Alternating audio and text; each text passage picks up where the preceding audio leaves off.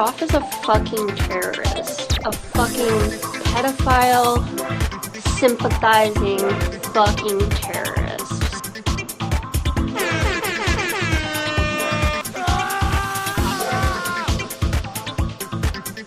It was our job to help law enforcement. It was our job to help law enforcement.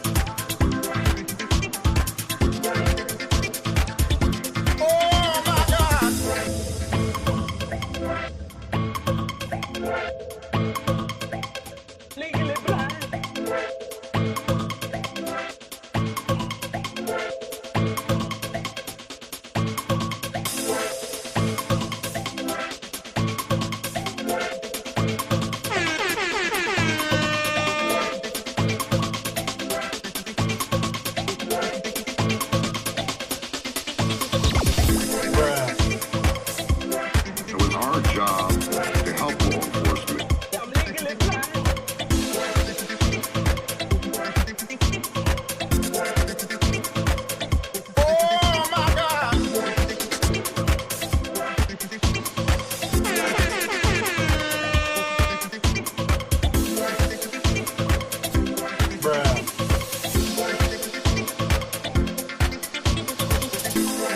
Fuck you. Fuck you. Fuck you.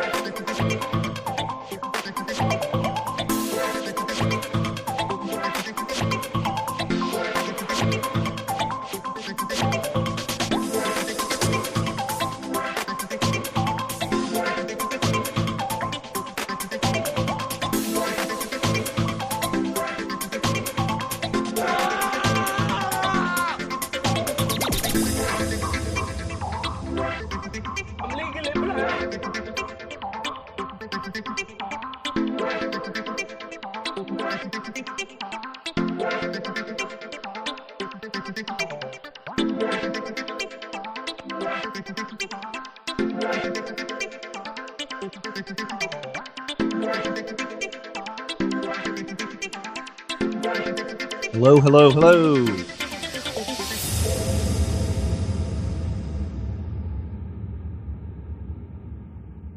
All right, welcome in everybody. Happy Friday. Today's October 3rd, Friday, October 3rd for those of you on the live stream. Now, if you're on the replay, who knows? Go ahead and leave a comment down below and hit the like button. Appreciate that because everything you do helps us keep moving forward. And that's what we want to do. Here, we're here to have a good time and to share our opinions and thoughts on things. So welcome on in, enjoy yourselves, grab something to refresh yourselves with, and come on in. Join the live chat or the comment section. I really appreciate having you all here. Wow, today's been a really long day. And honestly, I'm exhausted. I really am exhausted, but I'm glad to be here. And we got a lot to talk about tonight. And tonight should be a pretty decent, time, especially for those of you in the chat. Hey, have at it. enjoy the chat. Enjoy yourselves in the live chat. We're not going to censor you here very much, okay? Unless you come in here abusive, enjoy yourselves in the live chat. That's what it's there for. And the comment section is just always so amazing. So if you're on the replay, check out the comment section and leave your thoughts. And hey, in this channel, the most amazing thing is that in all the videos and live streams, the comment sections are just amazing to go read. So if you haven't gone lately and checked out some of the comments in the comment sections in the past few shows, go and check those out. People are really adding a lot and having a lot to say. So I like it. And you might too. But that being said, tonight's going to be somewhat of a different show. I had something else planned for you, but it didn't work out. Okay. And this, this has been an epidemic, and I want to stop and say something before we get started. And this is going to be something for you to think about. Okay. Especially those of you who are not very familiar with the Delphi case. Someone please tell me, why is it that the most important guests that I ever have on or ever have lined up to go on and things that I've been working on for months and months and months, why is it that always fear strikes their hearts and they always second guess? And what it appears is that they're afraid. They're afraid of the very things that you've witnessed me exhibit to you repeatedly over the last 3 years, which is that there is an inordinate amount of harassment,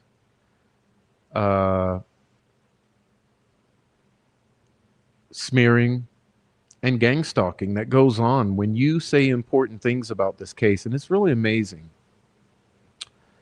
And, out of respect for those individuals who are so important and are on the inside of this, I think you all should know that, well, I'll say, I'm not going to mention their names, but I'll give some examples. One of the most important witnesses in this entire case I have spoken with, and they themselves are at the center of a lot of harassment, intimidation, and abuse, which has repeatedly kept them from stepping forward to talk with us. And then there's another person who, I'll put it this way, is one of the experts in this case, who you all should be very familiar with. And this expert, although they will speak to me behind the scenes and their initial intention was to come and speak to all of you, things have taken place that has sidetracked that effort. So although they have so much incredible information to add, perhaps the most important information to add,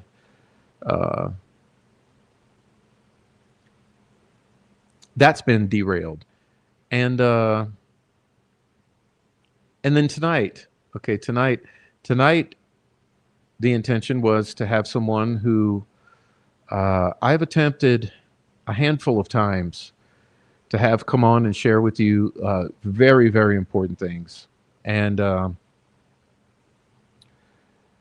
just every time, and this is going back for a year, every time the day approaches, I think hesitation strikes. And It all goes back to display to you this culture of fear that I describe. This culture of fear. And it's really sad. It's really sad because whenever is the truth going to be told about this case? By the people on the inside who actually know the truth.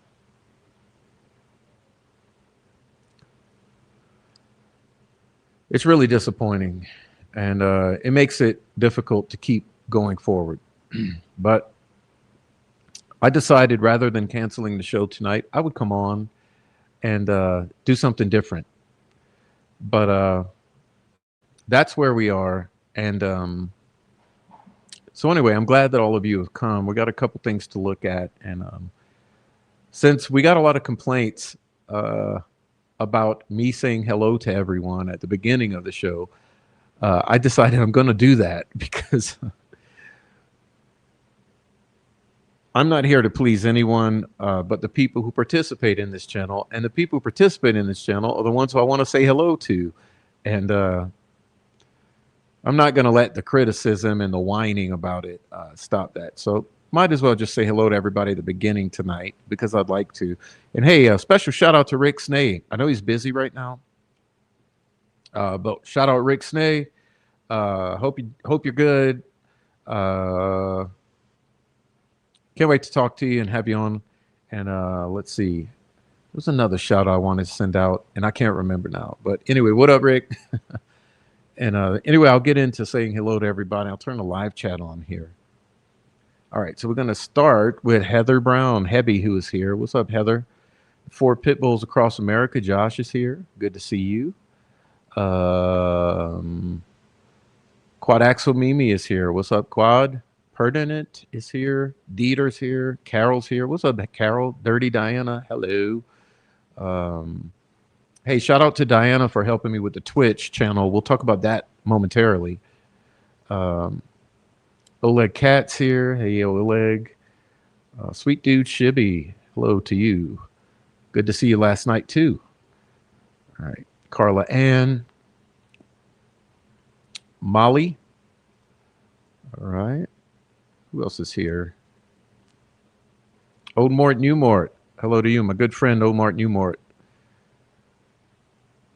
Who else?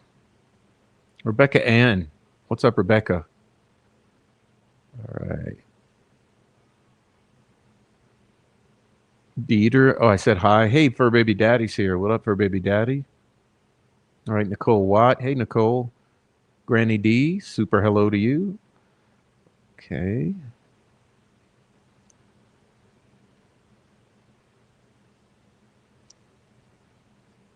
Oh, hey, Christina. What's up? All right. Tell me if I skip anybody. Yolanda. Pink Rosie. What's up, Yolanda? Anna Paula Baxter. Hello. Trial Junkie. Hey, Trial Junkie. What up? I'll put that one up here. Found a note interview at 4 Pits and Silky. It's on my page. What an eye-opener. Yeah, my 2 favorites. Okay, my 2 favorite YouTubers. 4 Pits and Silky. Shout out to Silky. God bless Silky. I miss you. All right. 4 Pits. Carla Ann.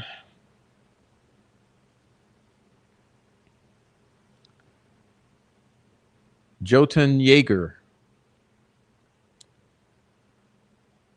Gretchen. Hey, Gretchen. What else we got in here? Sunflower Soul. What's up? Lisa. Hey, Lisa. All right. And anyone else I'm missing? Nancy Drew 101. Hey, Nancy Drew 101. Muty Silence. Hey, Muty. Another favorite of mine. Muty Silence. Okay, who else we got? Goddess. Hey, Goddess. Pam Sheehan. Hey, long time no see, Pam. What up, Pam? All right.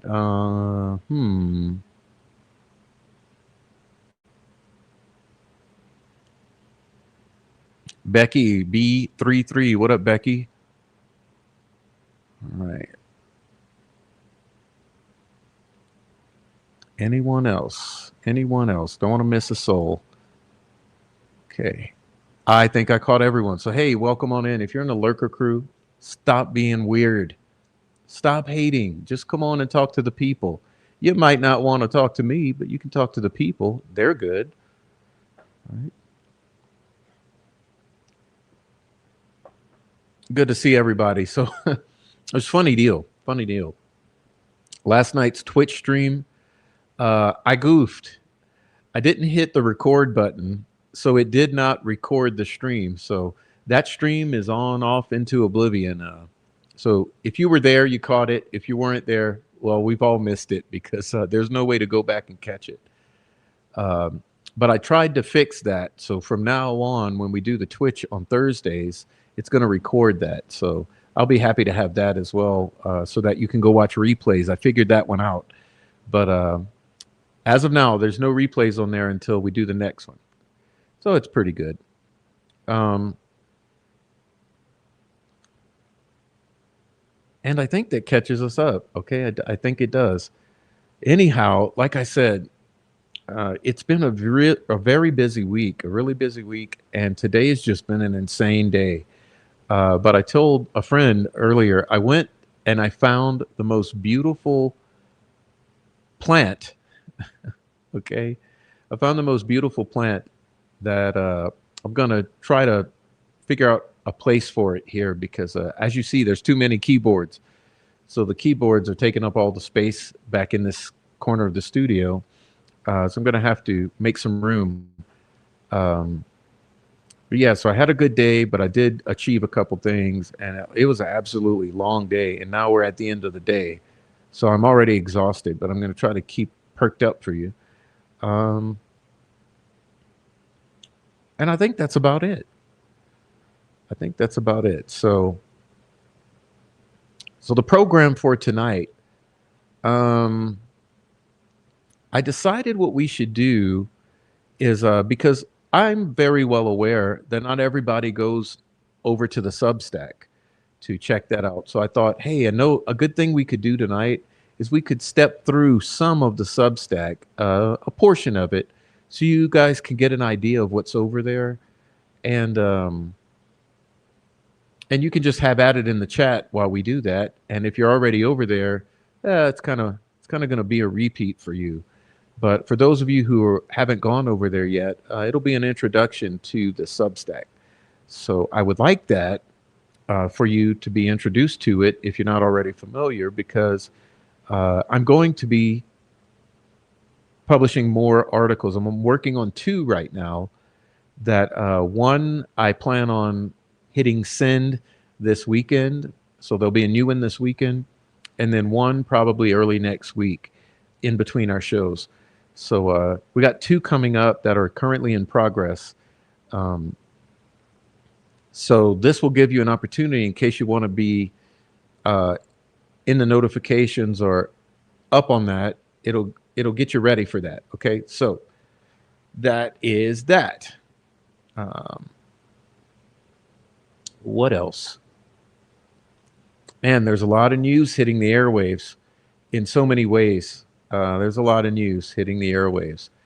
And I guess how would I wrap my mind around that? Let's see, there's a lot of news in the news cycle hitting the airwaves that's very important.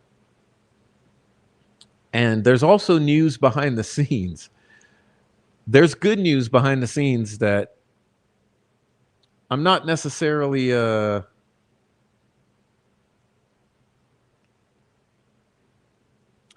able to share with you, but there's good news behind the scenes. And so for all of you people following Delphi, just be encouraged. There is good news behind the scenes, but there's privacy in all of this, so we don't want to violate privacy and trust. But there's some good news behind the scenes, so that's good to know. And so trust me. Hopefully I've earned your trust over time. I mean, despite what the people try to do to smear me and discredit and erode trust from the community and me, hopefully you have some trust in me and understand there's some good things afoot. So I guess that's it. But everybody, please welcome the new mod. We got a new mod in here, Jotun Jaeger, a friend of mine and a good person. And so we'll shout out to Jotun Jaeger and welcome him to the mod ship. Okay, please do welcome him to the mod ship. He's part of the family, so please welcome him on in. It's been a long time coming. So that's that. So let me get situated here and I'll bring this on up. Okay. Let's see.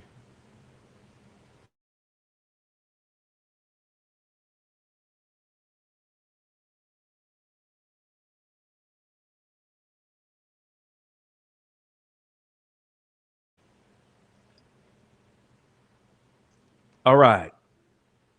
So this is the Substack. Okay. Now it's over at Read the Prof. Okay. So Read the Prof at Substack. That's what we're dealing with. Okay. So if you're not familiar with Substack, it's very easy. You just go over to substack.com. Okay. At Read the Prof. You can see it here. Do you see? Do you see what I'm highlighting here? At Read the Prof. At Substack. Okay. All right. So what we're going to do, I'm going to show you quick kind of how it works because oddly enough, it is social media. It's kind of odd. It's more like a magazine, but it is social media. So let me show you what I mean. So you see how here we got the links to the YouTube, to the X account. Okay. And then you can see that there's also a comment section. You see that? So there's a comment section. So you see here, Adrian's left a comment. Shout out to Adrian, right? And there's a bunch of comments. You know, I can show you a few. Well, this is sequential, so it's showing my postings in between comments and all this. But you can see kind of what I'm talking about here. You see? It's kind of like social media is what I'm saying to you.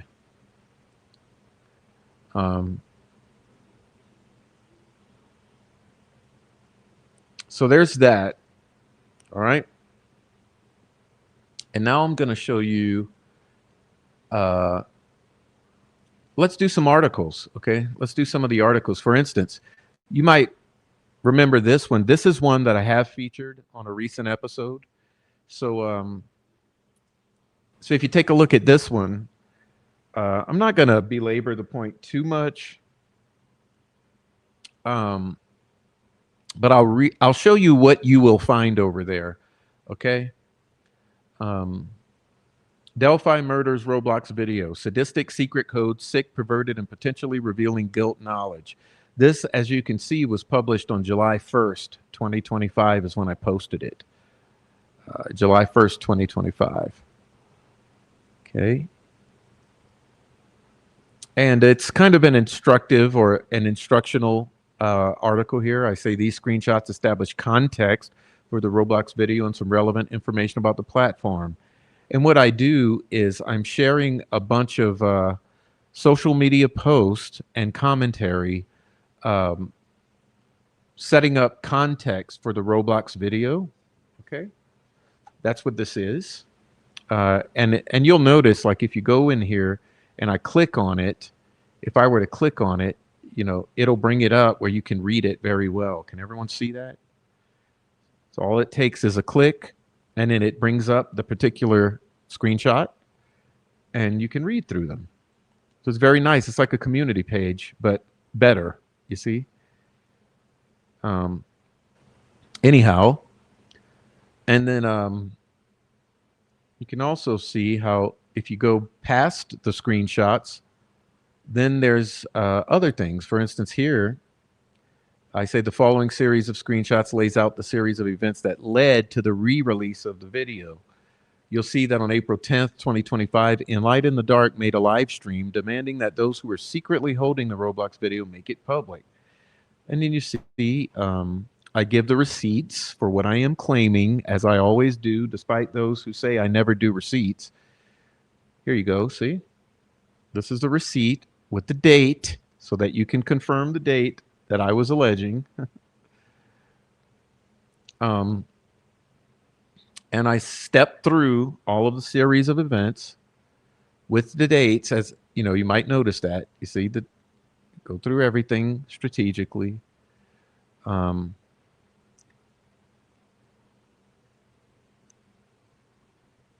and so the nice thing about this is I can put the receipts and I can also write. So you'll see that after I post a series of receipts laying out the narrative that I'm trying to explain, you can see that I can write about it, you know.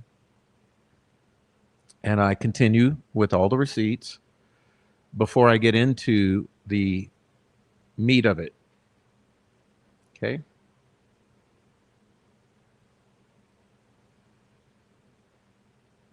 You see? And this is what I'm meaning, that it's just a good place to be able to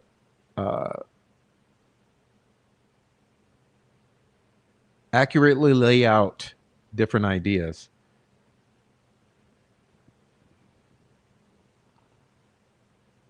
So there's tons of receipts on this particular one, but what you're about to see is it's not all about receipts.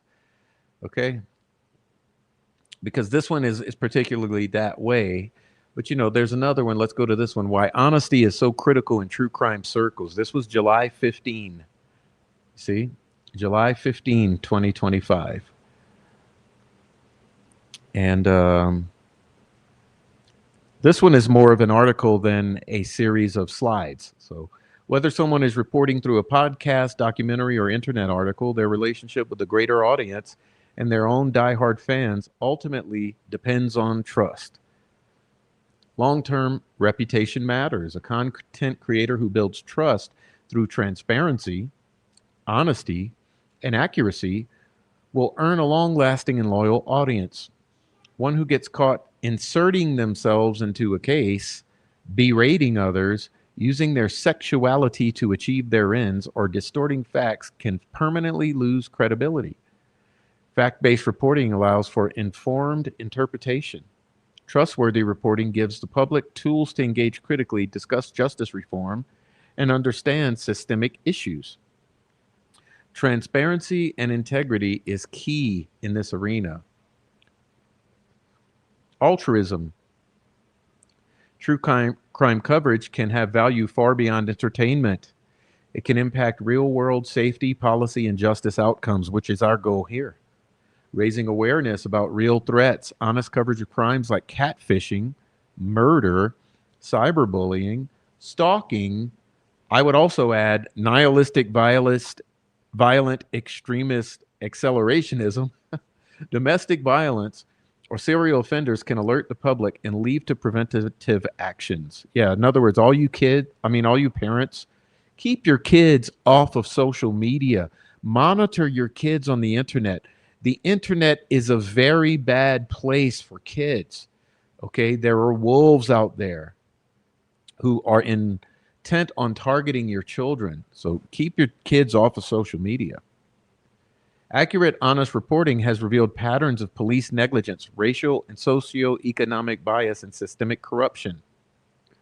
But for those positive outcomes to occur, the information shared must be verified, truthful, and very responsibly framed.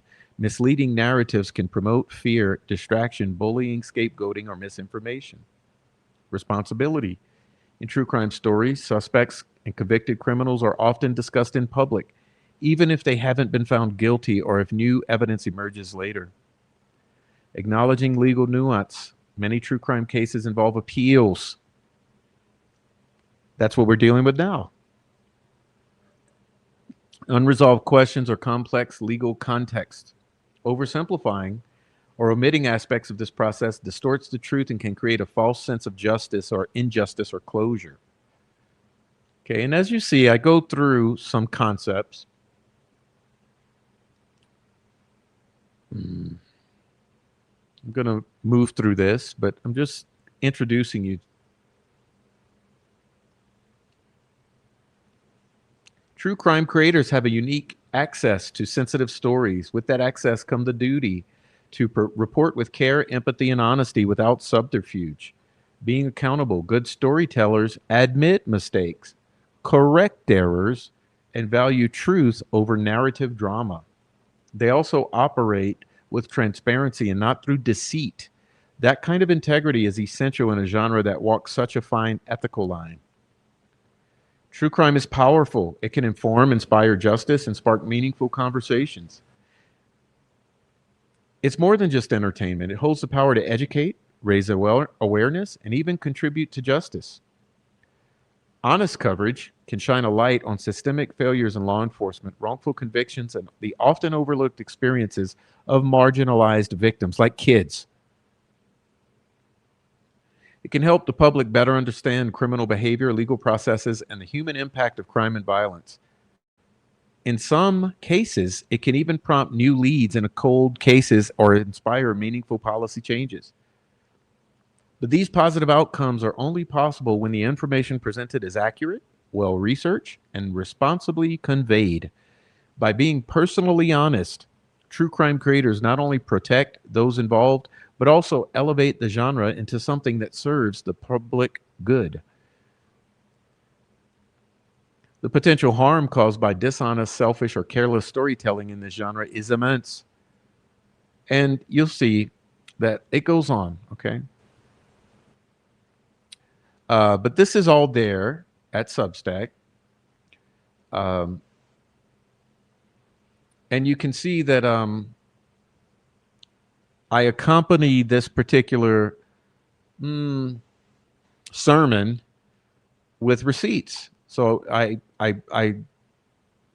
have attached several receipts regarding my statements or opinions, and they're all there for you to look at. And remember, like I said, you can zoom on into them. Okay, it's all there. It's a lot. It's information dense. Okay.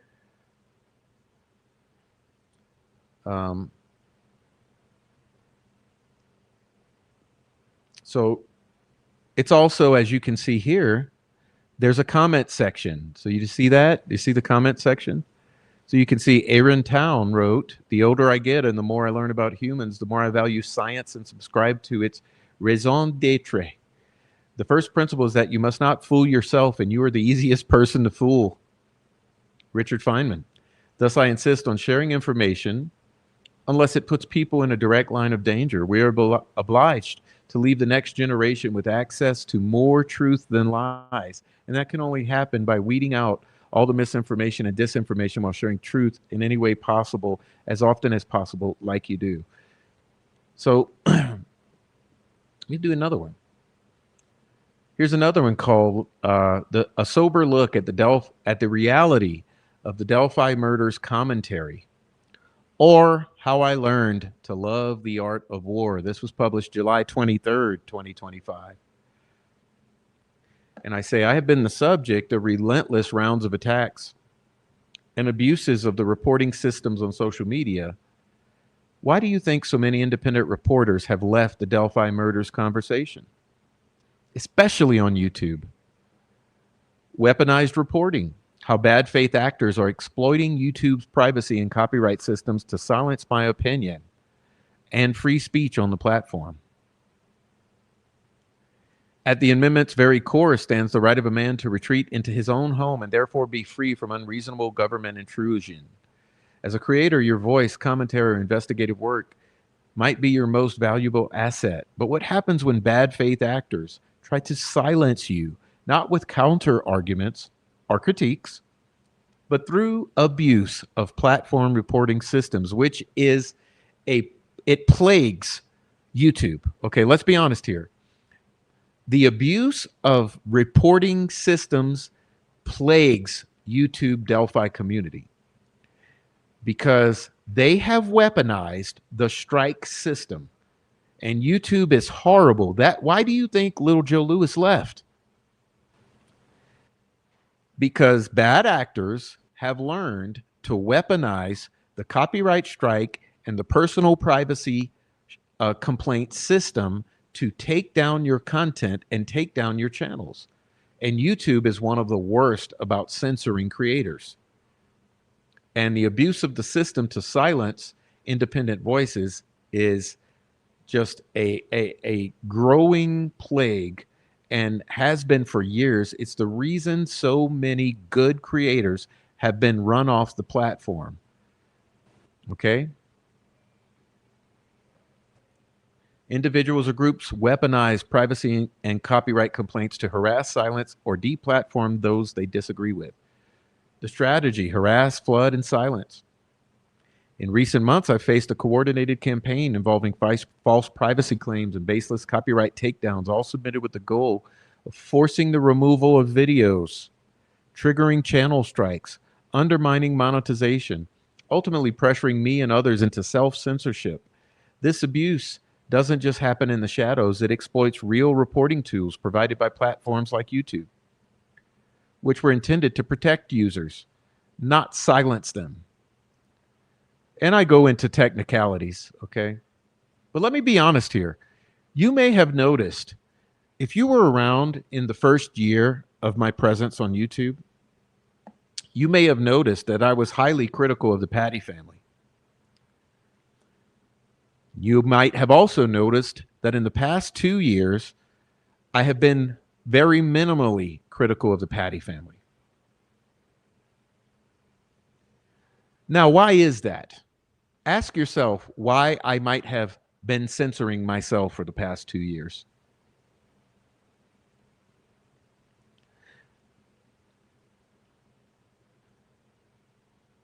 Now check this one out, because many of my videos and community posts have been removed illegally. And here's why. Check this out here, because this right here, this is going to demonstrate to you that I technically have been wronged. Not considered violations under YouTube policy. Capturing someone in public spaces where there is no reasonable expectation of privacy. Question for you out there. All the videos of Marv, Frank Meister, and the other maniacs outside of the courthouse during trial. Have you realized that all of that content, or the majority of that content, has been removed from my channel? All of the content outside of the courthouse during trial, all of the community posts outside of the courthouse during trial. Do you realize all of that has been removed from my channel, or most of it? Question: was that footage captured in public spaces? In other words, on the sidewalk outside of the courthouse, where there's no reasonable expectation of privacy? Commenting on public figures or public events. Question: was the trial of Richard Allen, the Delphi murders trial, was that a public event, and are they considered public figures?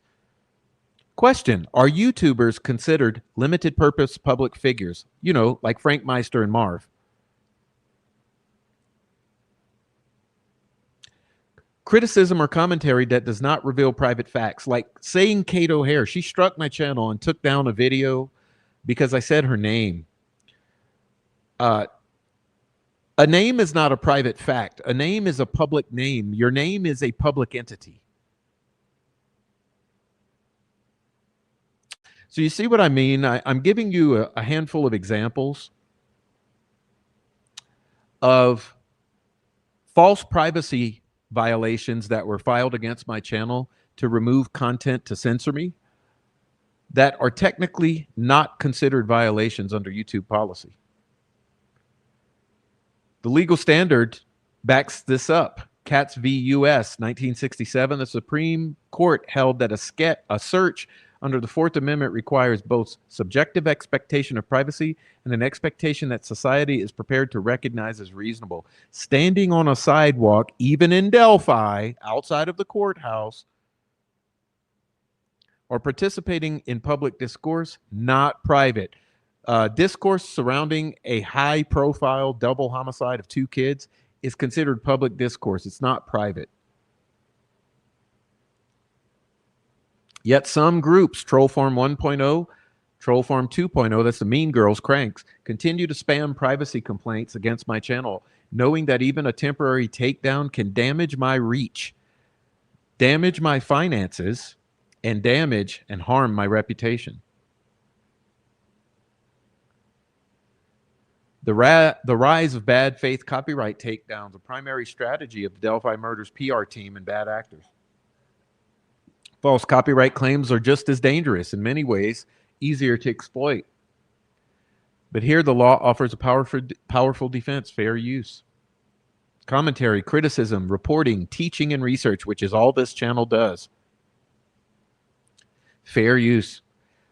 But I have received numerous copyright takedowns despite this. Okay?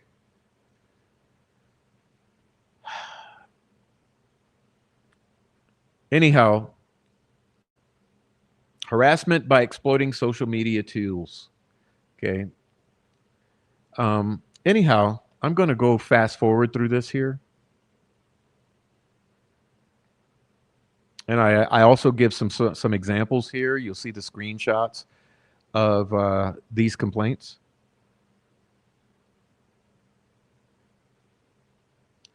And you'll see like social media. You can see the likes here, comments, commentary. Let's do another one. Matthew Hoffman, a defense nexus, the devil's in the details. And you'll see I provide some documents. Okay, these are actual documents. These are legal documents from the government of Indiana. Okay, this is from my case. This is from the Secretary of State.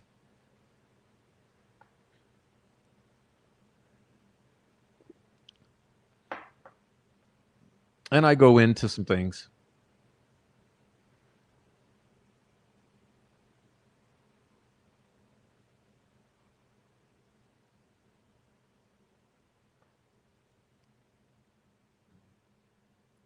I put up some emails.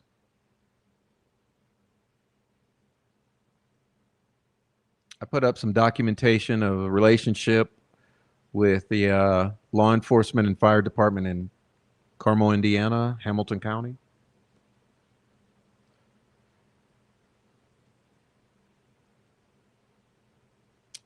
In considering all of this, I asked, what are the odds of the fire chief and police commissioner of Carmel, Indiana knowing each other? ChatGPT responded as follows. The odds that the fire chief and police commissioner of Carmel, Indiana knowing each other are extremely high, virtually certain. Carmel is a mid-sized city with a population of approximately 100,000, which means that city officials, especially those in key public safety roles, are likely to interact regularly.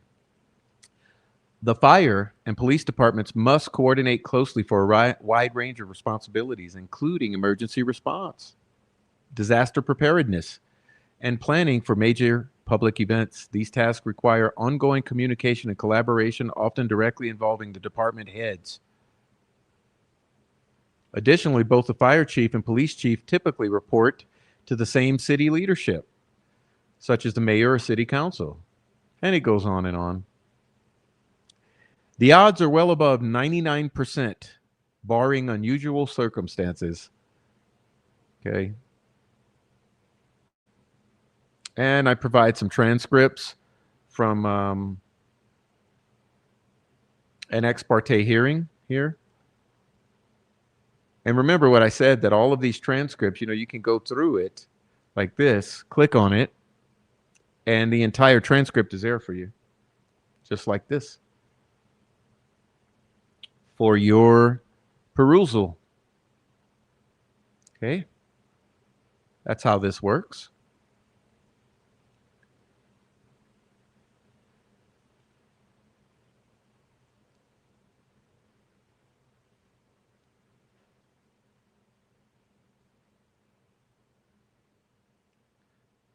These are called receipts for those in the back who are reality deniers.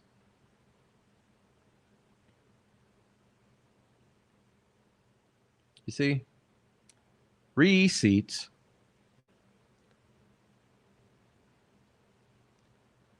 Anyhow,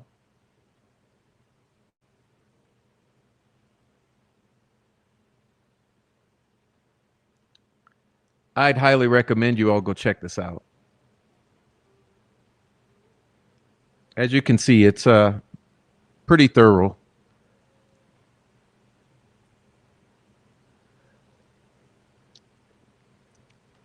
Only 14 likes, amazingly enough. Only 14 likes. And here's one I have called the aftermath of my questions about the BG video. And you see, this is more so a slideshow presentation, not much of an article. But like I said, there's all of this. It's just endless. It's endless. Okay. It's all laid out. Disinformation agents, Delphi murders chaos, a representative example. Okay. And I have some stuff for you here, you know. This is regarding fact checking, bad information. A bridge too far, an update on the prof.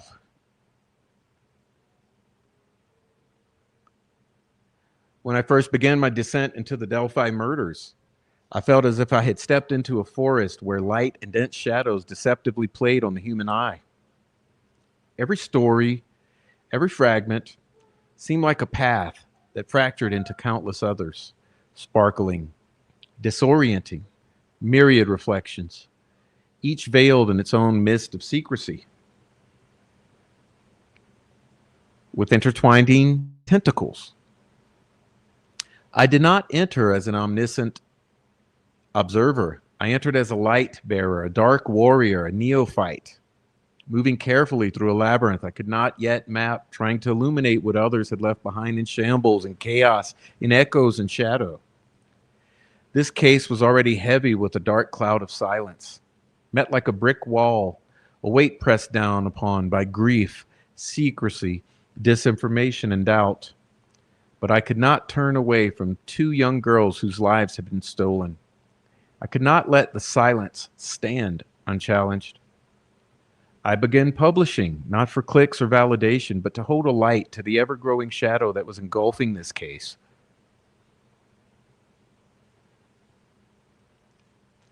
Slowly, a community gathered around me. Viewers and readers who were willing to walk alongside me through the fogged paths, through the dimly veiled screens of obscurity that protect the truth. These were those who asked questions, who refused to accept the easy answers. We built something fragile but strong, a clearing in the forest of uncertainty, a sacred space where curiosity was allowed to exist unafraid. Then the shadows moved into the light. What we faced was not criticism. It was a coordinated campaign designed to discredit and suffocate our voices and erase the light that we carried together. Troll accounts appeared overnight, almost as if conjured from the chasm, rising like the pythic vapors. Their words abrasive yet polished, professional yet diverse, repeating the same talking points across platforms. Threads spring up like tangled underbrush and briary thorns, confounding newcomers and swaying those who had once trusted the fresh perspective I offered. Every comment, every misrepresentation became a gust of hot, portentous wind aimed at extinguishing my flame. The storm was upon us. It was deliberate. It was calculated. It was malignant, and it was relentless. For years, I felt the forest closing in on me. I constantly questioned myself. Had I misstepped? Had I failed to guard the integrity of my deeds and words? But ultimately, I saw that the patterns were undeniable. This was not happenstance. It was orchestration. Sock puppet accounts, harassment, threats, simultaneously attacks across channels, all signs of a force intent on burying my independent coverage. More than 2 years of a nonstop harassment campaign, first from the obvious prosecution shills, and then from a most unexpected quarter, defense advocates. My community began to shrink, not because they disagreed, but because the storm made it confusing and difficult to find a solid footing. And that storm continues to this day. The noise threatened to drown out and rewrite the story, not just of my channel, but of the Delphi murders itself. I tried to stand against it, believing persistence would bring clarity and strength to my message. But in time, storms erode the strongest stone. Lanterns flicker in the restless wind. And in the exhaustion of constant fights, I realized that endurance requires pause and rest. Restoration, not in a surrender, but in a deep effort of preparation. This is not retreat, and it is not defeat. It is a moment of self-preservation, a gathering of strength to rebuild and sharpen the light that guides us. Before stepping back into the fight, Delphi murders demand clarity and perception, discernment, not exhaustion, stamina, not noise. They demand vigilance, not silence forced by the abuse and fatigue, persistence, not surrender. I will remain stronger, more deliberate, spanning the bridge between shadow and light, carrying the lantern even higher and steadier, illuminating the dark forest, the lies. Through this storm, I have learned lessons and strategies that transcend any single case or campaign. You never know what you don't know. I have learned that credibility and loyalty can endure when tended to with love and consistency. I have learned that algorithms do not discern the truth, and groupthink does not benefit the truth teller. They only amplify the noise. Listen to those who make the most noise and miss the most truth. There you will find the disinformers. This crime is infested by a narrative control campaign, the likes of which is unfathomable to the casual viewer. I have learned that genuine communities with roots that run deeper than the mere surface chaos are stronger than any coordinated attack campaign, whether by the Mean Girls or Troll Farm, or both together. Remember, I have learned that narratives, no matter how hijacked, can be reclaimed when the truth teller refuses to completely disappear from the story. The Delphi case itself mirrors this very struggle. Each corridor of the investigation is a shadowed path. Each lead a fork in the labyrinth, another left turn, another tentacle of the crack, and this is our story. The girls' lives, the questions surrounding them, the truth of their senseless deaths, and all of the lies told demand that we keep moving forward no matter where it leads us. That we carry the light where others have refused to go, where others have withdrawn in fear, like the shadowy beast of myth, into ultimate darkness. As a truth teller, I place myself at the center of that sphere of illumination, a pivot between silence and clarity, between fear and courage, between submission and outrage. My presence matters. My voice matters.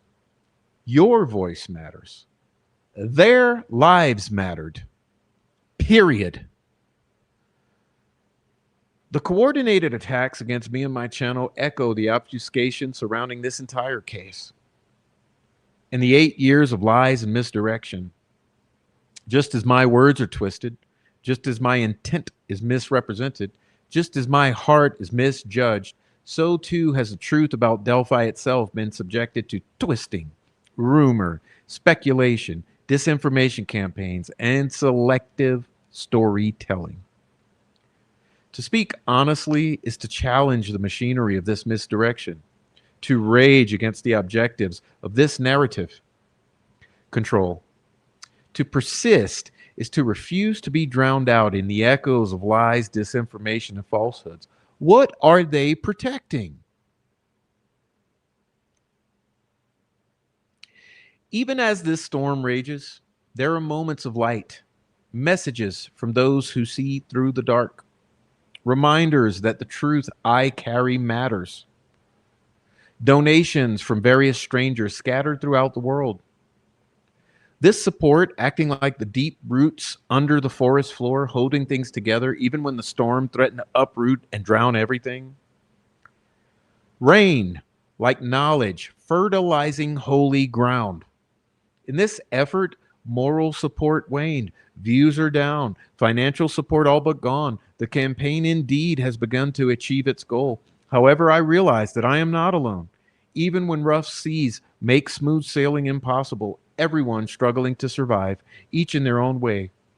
That connection, once established, cannot be easily erased. That light still shines through. The truth always rises to the surface, given enough time. And so, as I paused and redirect, it's not a silence barn of fear, exhaustion, or outrage. It is a necessary withdrawal, moment of calm, while I stoke the tinder of truth behind the scenes. Elements and elementals, unknown to the haters, combining through novel pathways, while the flame again steadies itself. I have come to understand my own role as a central figure in this work, a storm endurer, a bridge walker, a keeper of the flame, so to speak, a speaker of truth to power. Every article I write, every video I produce, every live stream I create, and every message I leave has been and will be an attempt to carve a path of truth through the fog that is the Delphi murders.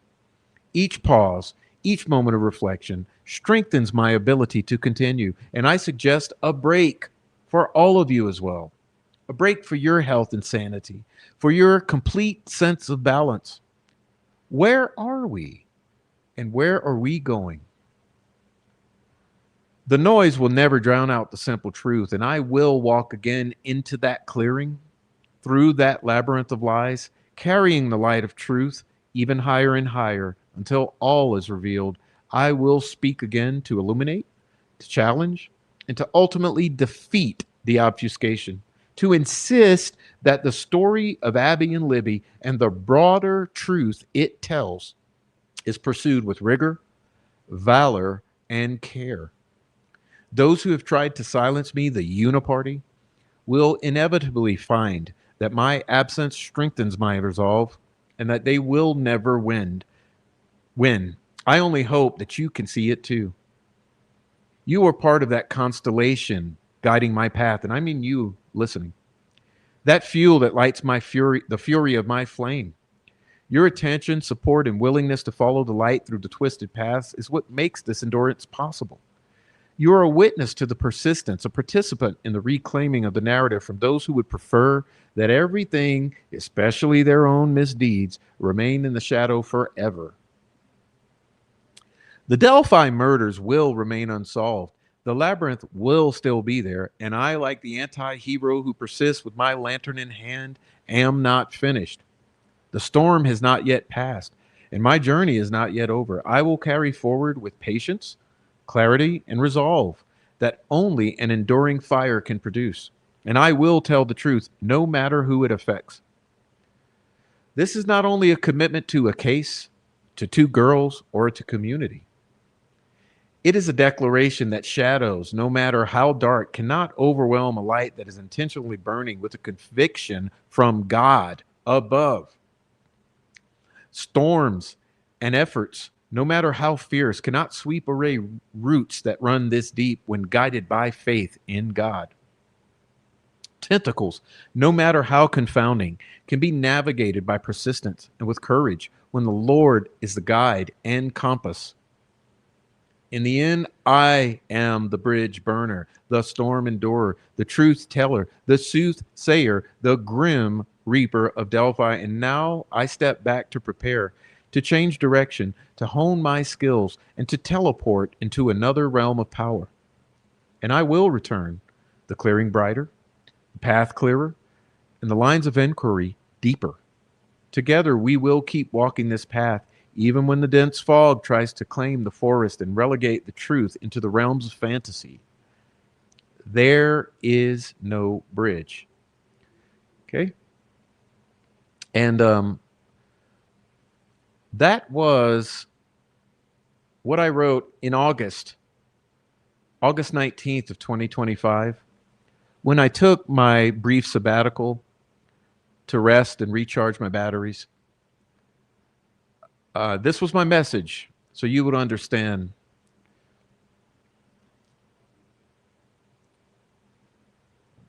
And as you can see here,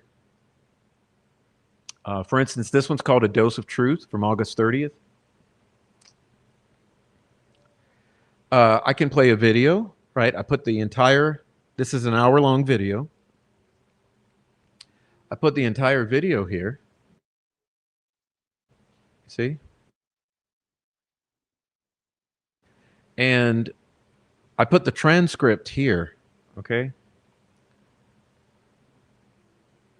So this is a video that's an hour and 8 minutes, and this is the entire transcript in case you wanted to read it. And this was my return from my little break, I wrote out an explanation, okay? But this is here, okay, and you can see, and it's rather long, you know, it's an hour long. So this is the entire transcript in case you'd prefer to read it. All right, and here's another one.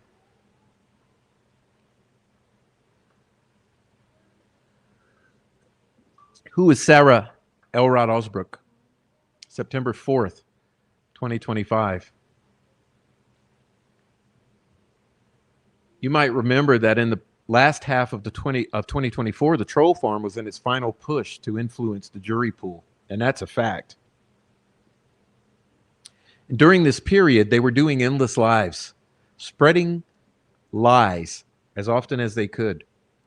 They had also ramped up the blatant online threats and intimidation aimed at several YouTubers, including myself. In the month just prior to trial, at one of the final pretrial hearings, Sarah Elrod Osbrook, Roseanne Mullen, and Courtney Barris, all friends of Becky Patty, physically set themselves up in between the exit doors of the courthouse and Mrs. Allen's vehicle in an attempt to sabotage her and her mother-in-law, baiting them into a conversation while secretly recording it. They later confessed vicariously through Mark Robert Cohen that the purpose of this recording and campaign was to use these false allegations to, quote, turn Richard Allen against his family and make him believe that no one believed in him anymore, not his wife and mother, to make him feel alone, etc., in order to compel him to take a plea deal. Below is a portion of the live Mrs. Osbrook made perpetuating this false story. And here, I put the video in which she's perpetuating these lies. Okay. Here are the recordings the troll farm shared as supposed proof of this encounter.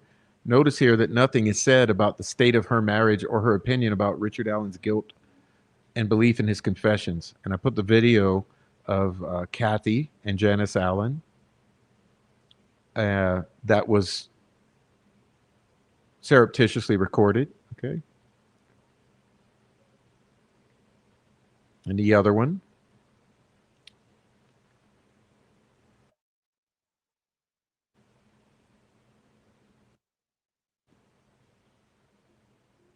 You see?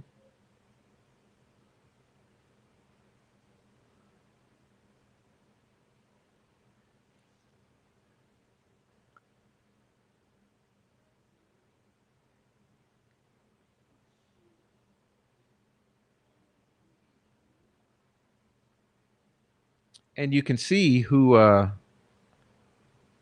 posted it here. And then I posted Roseanne Mullen's Facebook post perpetuating the story.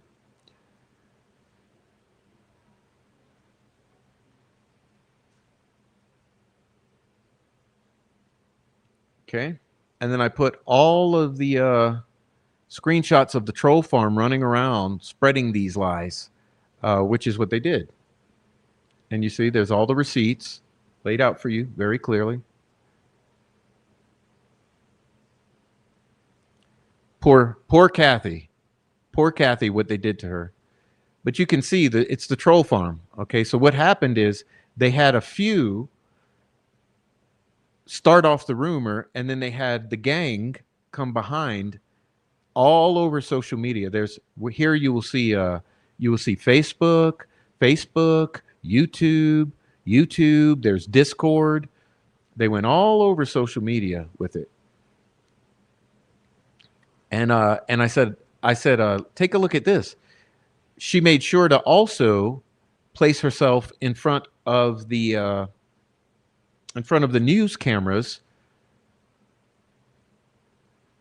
and the Carroll County Comet reposted the news interview, claiming to be a family friend of Williams and German's families. And notice the number of microphones here. Oh, I'm sorry. I have another photo. Okay, this is not it. I have another photo where there's about 8 microphones. But this particular photo that Carroll County Comet shared is only 2. But I had an individual who's actually there who has independent footage that I own.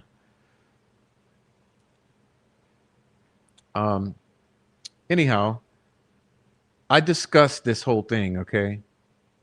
And I show you all the receipts, okay?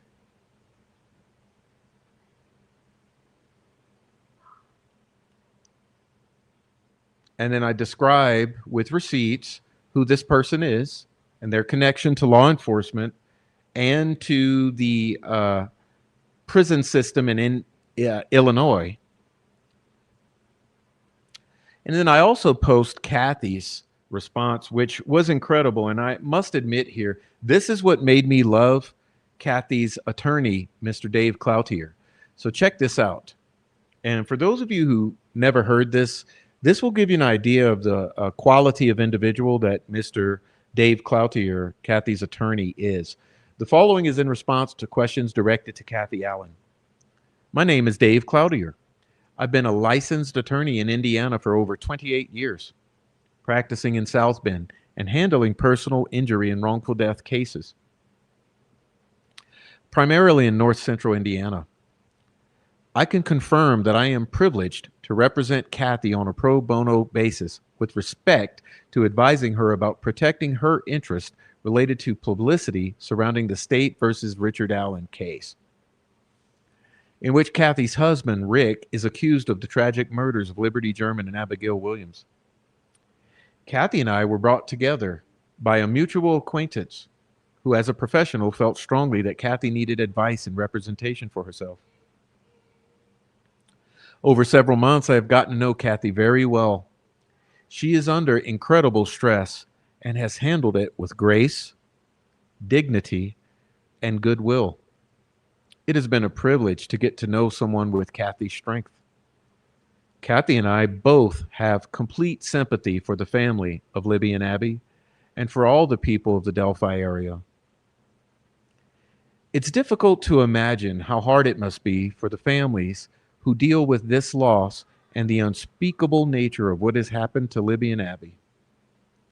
For various reasons, Kathy has scrupulously avoided public comment of any kind. Even in the face of repeated false claims and misinformation, both generally and specifically related to her, Kathy has no desire to do or say anything to prejudice any party's rights related to the upcoming trial. She's also been very careful to avoid doing or saying anything to add any pain or anxiety to the families of Abby and Libby. However, Kathy recently was contacted by the murder sheet, from whom she learned of a claim by an unknown person or persons, troll farm, about Kathy's marriage. I'm sorry, I must have missed the bottom. Let's see.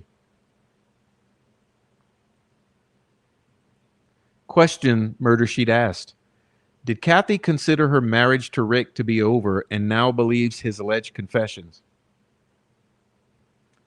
Relatedly, it was asked of Kathy whether she had some kind of recent change of heart and is on that basis going around saying these things. Kathy's answer to these questions is most definitely and emphatically no.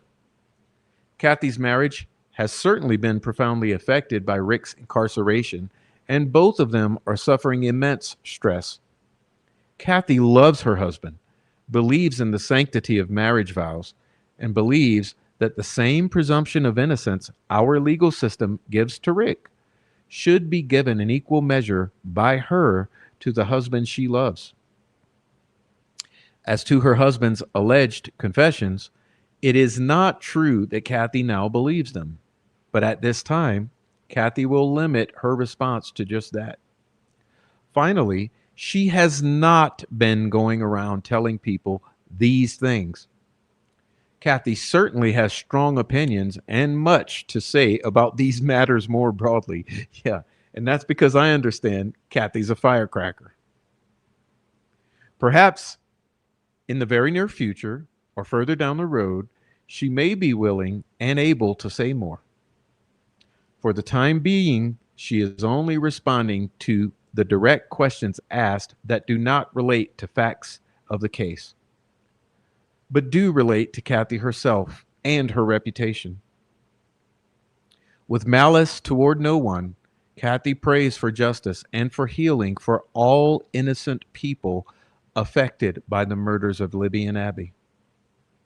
She's also extremely grateful to Rick's defense team of lawyers, their staff, and investigators. They have been courteous and kind to her and very conscientious about representing her husband.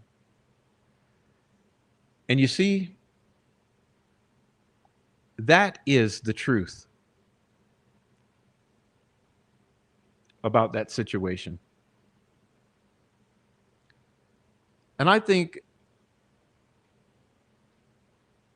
a round of applause should go around for Mr. Cloutier expressing that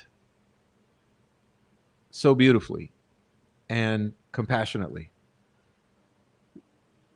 when he and she didn't have to. So kudos for that. And as you'll see,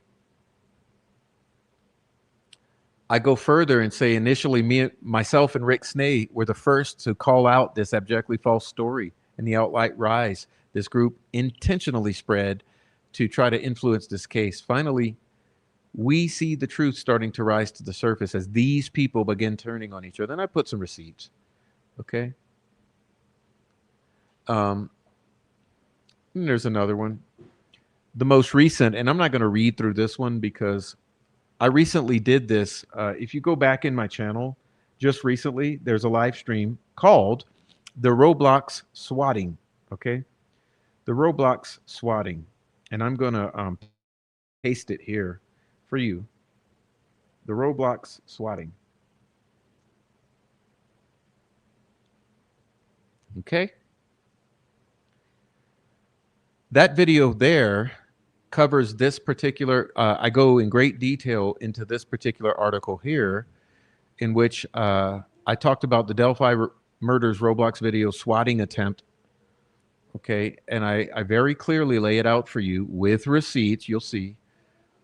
Okay, I very clearly lay it out, and you'll see it all here, and you'll see all the receipts.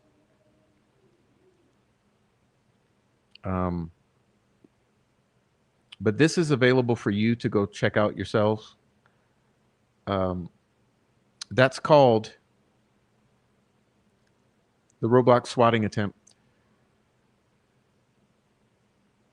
This was my very first article here called Protecting the Process. All right, and you'll see this one. I described some things about our, the reasons that we should not be leaking. Okay, the reasons that no one in this should be leaking discovery, because Mr. Allen has an active appeal, okay? So any leaks of discovery sabotage the potential future of Richard Allen in the process. And I describe very clearly the entire context and the entire situation. Okay, and so that, if you're interested in that, I also give some information about the appellate process, which is very helpful For any of you curious about the appellate process, you'll see here at the end of the article, I give a lot of information that for you to read about the appellate process, how it works, what are the steps, everything you need to know to start to understand the appellate process. Okay. Anyhow, let's be finished with that. So that's my Substack. Okay. For those of you interested in the Substack, that is the Substack. And please, if you're a reader or if you like receipts, that's the best place for you to subscribe. Okay. And for those of you who pay for the subscription, there are added benefits. So there are perks for the paid subscribers, just like anywhere. But everything's available to you in due time, even if you're a free subscriber. So whether you're paid or free, please go subscribe to the Substack. You'll get notifications in your email to help you with that. Okay, now, moving on. Let me do a little deal. Just a moment. Let's see. I got to pull it down for a minute, so hold on a moment. Let's see.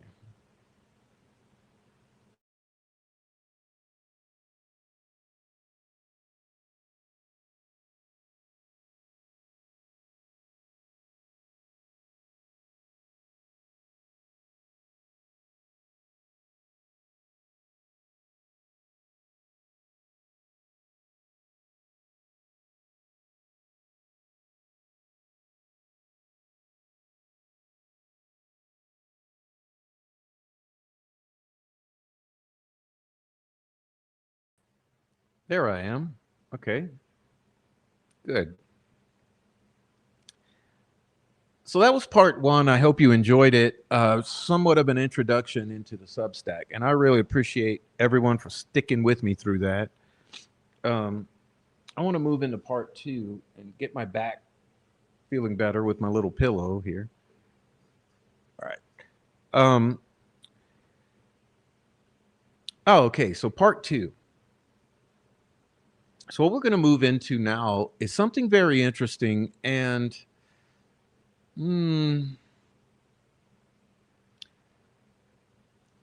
for those of you who have not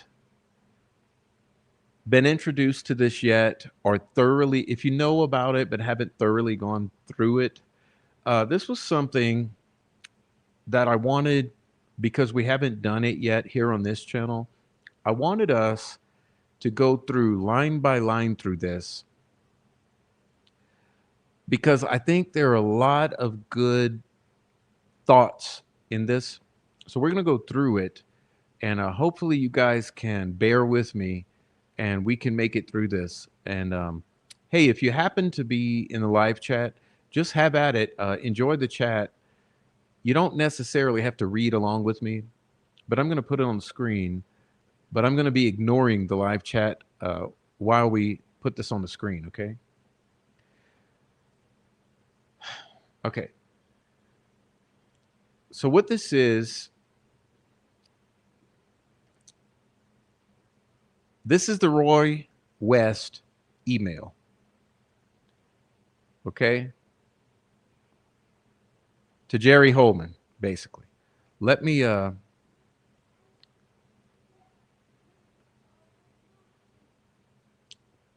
yeah, so you can feel free to just read. I mean, I'm sorry, listen. Just listen. Put your earbuds in, just listen, because I'm going to read this for you. This is from Roy West to Jerry Holman. Friday, May 19th, 2017. Again, May 19th, 2017.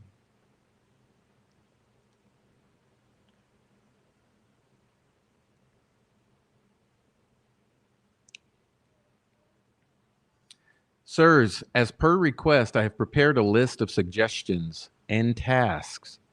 Having listened to the Delphi investigators at the meeting on May 12th, 2017, It sounds as if through their investigation thus far, there is no reason to believe that these girls were targeted in any fashion other than this being a crime of opportunity committed by a complete stranger whose motives remain unknown. Therefore, I would make the following suggestions in regards to investigating this case. Now, let me just stop there and say that I disagree with that. Okay, so let me clearly state that just because I'm reading through this doesn't mean that I agree with everything about it. It means that I am trying to provide you with a read through of this for informational purposes, and and personally, I believe that it's more likely that the girls were targeted than that it was a crime of opportunity by a complete stranger. But at this point, it's still unknown. However, I am more inclined to believe that these girls absolutely were targeted. So with that caveat, we'll get into it. So here are his suggestions to Jerry Holman. Determine if during the week prior to February 13th, the girls spoke with any students at school about going to the High Bridge on Monday, February 13th. If yes, did any adults overhear the conversation?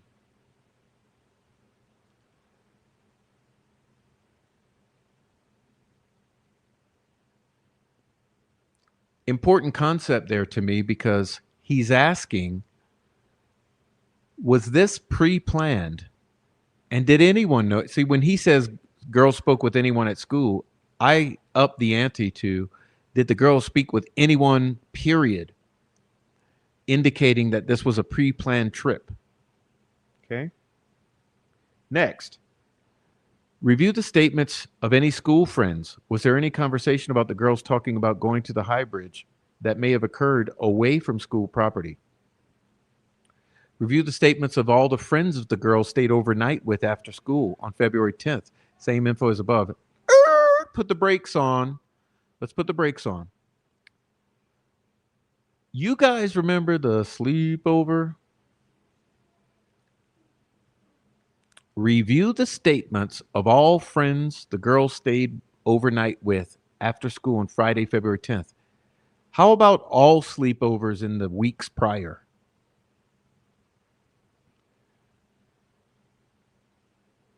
Review the statements of all family members. Who was present when any and all conversations took place about them wanting to go to the High Bridge, especially regarding the drop off and pickup times mentioned? Yeah. So, in other words, talk to the family. Figure out everyone who knew the conversations about going, about being dropped off, and about being picked up. Still pertinent information, in my opinion. Obtain copies of the funeral register book for each victim. Check for names who may live in the vicinity of the Monon High Bridge. Include the online post for each funeral book as well. I will look for both male and female names in the event someone came to the funeral home more out of remorse about what happened, possibly over possessing knowledge of the crime rather than showing their respect. Yeah, and it's my understanding that that did happen. Now, what happened with that information? Was it flushed down the toilet? Identity of the suspect. 3 months into the investigation, and the suspect remains unidentified. With respect to the photo in the crime scene, I would consider releasing this additional information to the media about the suspect, which may help lead to new information coming in from the Delphi area, if in fact this suspect is a local person. It may also help narrow the focus of the search.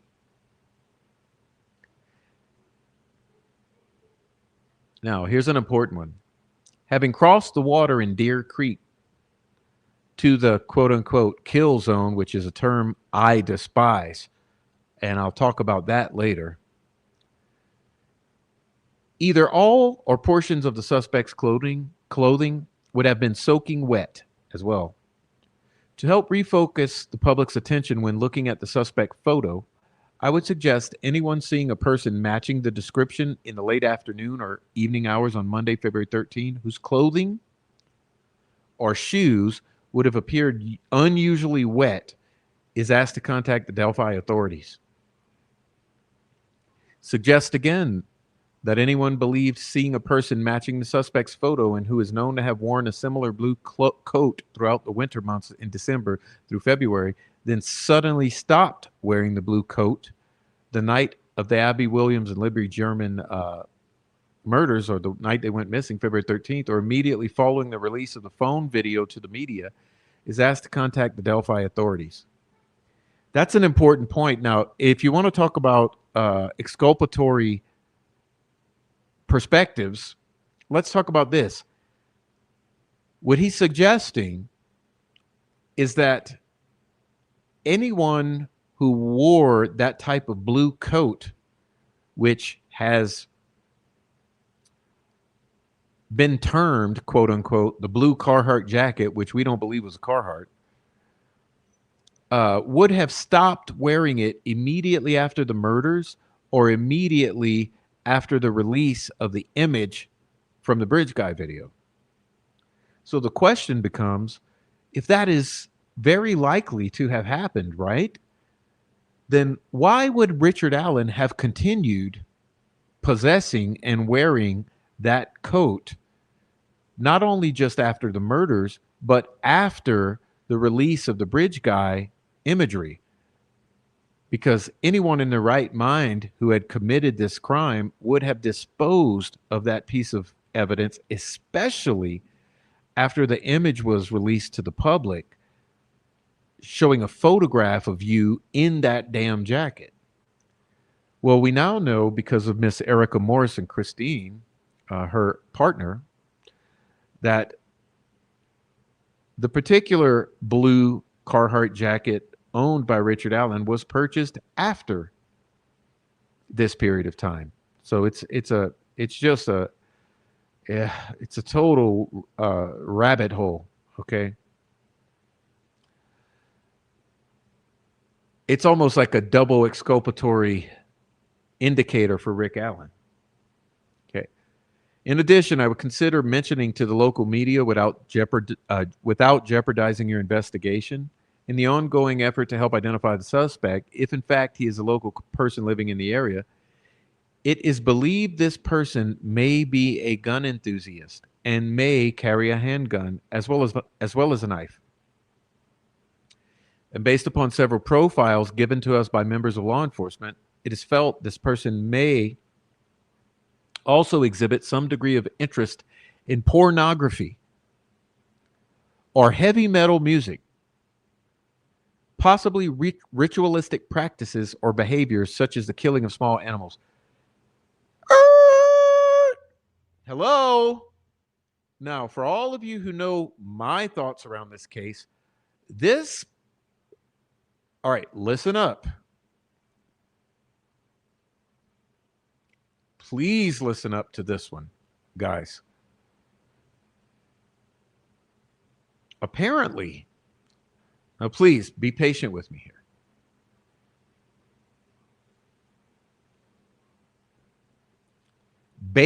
Okay, who's listening? Based upon several profiles given to us by law enforcement, it is felt this person may exhibit some degree of interest in, do your bullet point list, pornography, heavy metal music, ritualistic practices, killing of small animals. Question for you out there. Of all of those profile points, first, does Rick Allen match any of those points?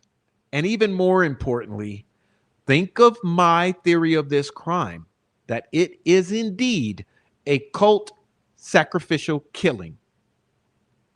Wouldn't it make sense if there's a sexual element and these girls are targeted and it is a cult sacrificial killing, that there would be an interest in pornography, check.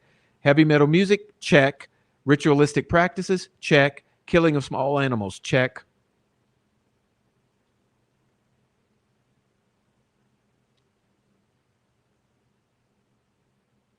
I mean, this is so obvious. Like everything in this case, it is time for the public to wake up to what is actually happening here. As a matter of fact, go and read Dr. Perlmutter's description and opinion of the signatures at the crime scene and the crime scene in and of itself as a signature. And also consider that those bodies are absolutely staged in tarot configurations, and that the stick figurations on their bodies are not random and would absolutely be senseless for a lone killer like Richard Allen to do. It is time for you to wake up on the reality of the Delphi murders. And I am talking about the public. You have to open your eyes to what has actually happened here. Seek out the crime scene photos. Seek out Dr. Perlmutter's opinion of the crime scene. Seek out similar cases.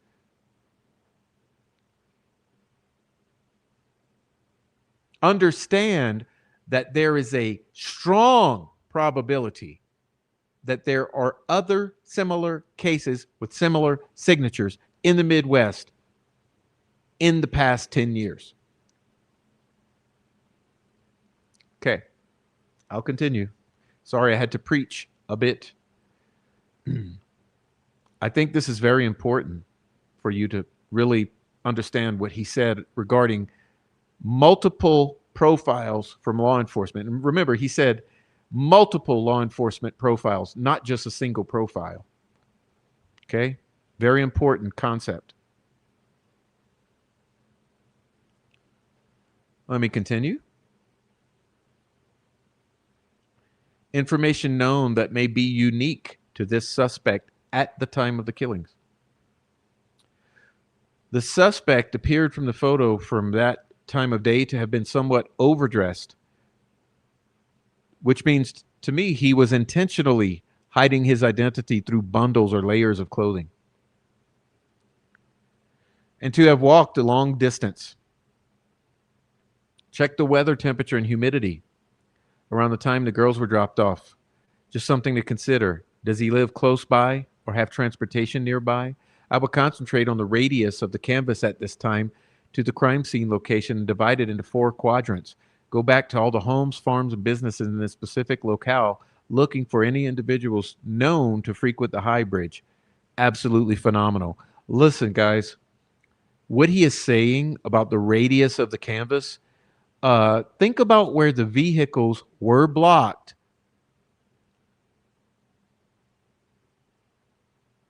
Creating a perimeter on the main roads. It is a very large area. It's not just Ron Logan's property.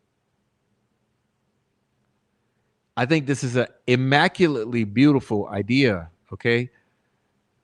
Concentrate on that entire radius. Go back to all the homes, farms, shacks, and businesses in this specific locale, looking for any individuals known to frequent the high bridge. Remember we said this was going to be someone who was very familiar with the area, like all of the meth heads and kids who frequented the high bridge? Or who are known to pass by the location of the crime scene on a regular basis by either driving, biking, walking back and forth, home or work. Yeah, I agree. This is a really good bullet point. Again, it's third paragraph from the bottom here. Don't rule out the person seen standing on the bridge platform. Oh, you mean the 20-year-old guy, the young guy with bushy hair and beautiful eyes, but Betsy Blair claims to have seen? Who was seen by a female witness prior to the girls arriving. This woman described the man She's seen as wearing similar clothing, but said he appeared to be in his 20s. Hello? Appeared to be in his 20s. She provided a composite drawing of this person with no hat, with no facial hair, with bushy hair, beautiful eyes, young guy sketch, 20 years old. Note, it was stated at this meeting, this woman walked to within 50 to 75 feet of this subject when she decided to turn around. Of interest to me is the fact that he did not acknowledge her, follow her, or attempt to make any contact with her, even after she had made some sort of eye contact with this person. Good point. Good point. Remember, 50 feet is close. If you ever go out there, I suggest all of you out there, go to the high bridge. Go out there.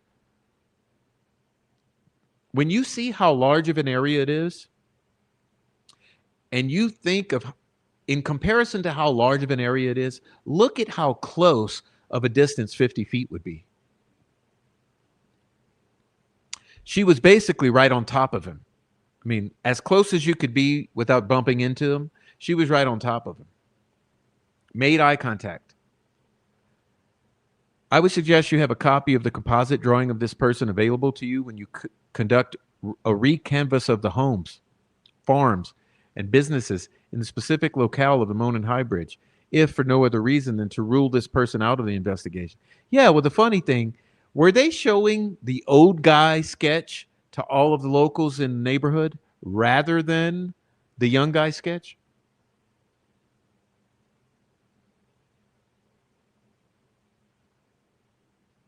All right. All right, I'll continue.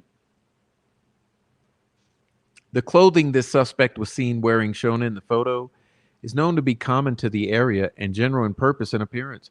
Police have a recording of the suspect's voice saying, "Hey, girls, down the hill." Stop there. Last paragraph. Hey, girls, down the hill? Is this what was said on May 12th in the huddle that law enforcement had? Hey, girls. Question. Did the voice saying down the hill also prior to that say, hey, girls? Did the word guys come from some other recording or some other voice or some other person? And has that been excised from this video and recording we're given?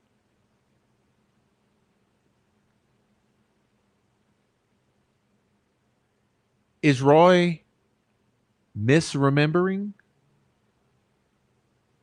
Or is he taking this from his notes? Was it factually said, hey, girls, down the hill? I think it's something to think about.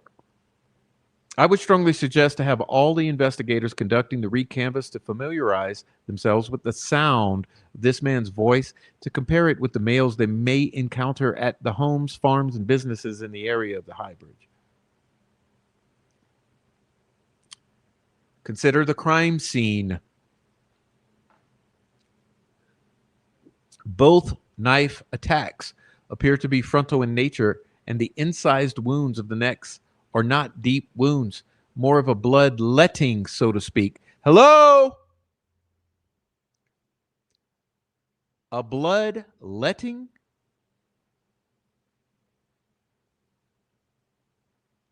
Listen to this next one. Please listen to this one. Because remember yesterday when I said to everyone, forget everything you've known since the arrest of Richard Allen. Put yourself back into the mindset that we all had prior to the arrest of Richard Allen. All the things we spoke about over the years, including with Raffi. And listen to this one. It was stated at our meeting on May 12th, someone had suggested this method was also used to cut pigs. This method was also used to cut pigs.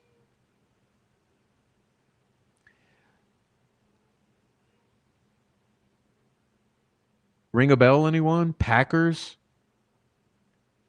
The Mears Butcher Shop? Keegan Klein's Fantasy of How to Cut Pigs? The Pig Roast? Josh Chrisman and Elvis Fields Delivering Pigs? Whoever is described as being muddy, bloody, as if they've just slaughtered a pig? Knowing that both of these, well, apologize, Abby's body was pretty devoid of blood, and Libby's body appeared to have been upside down at some point, just like Abby's. So both girls appeared to have been upside down at some point. Abby's pretty much devoid of blood, and Libby's blood all over the place. He mentions, could this been more of a bloodletting?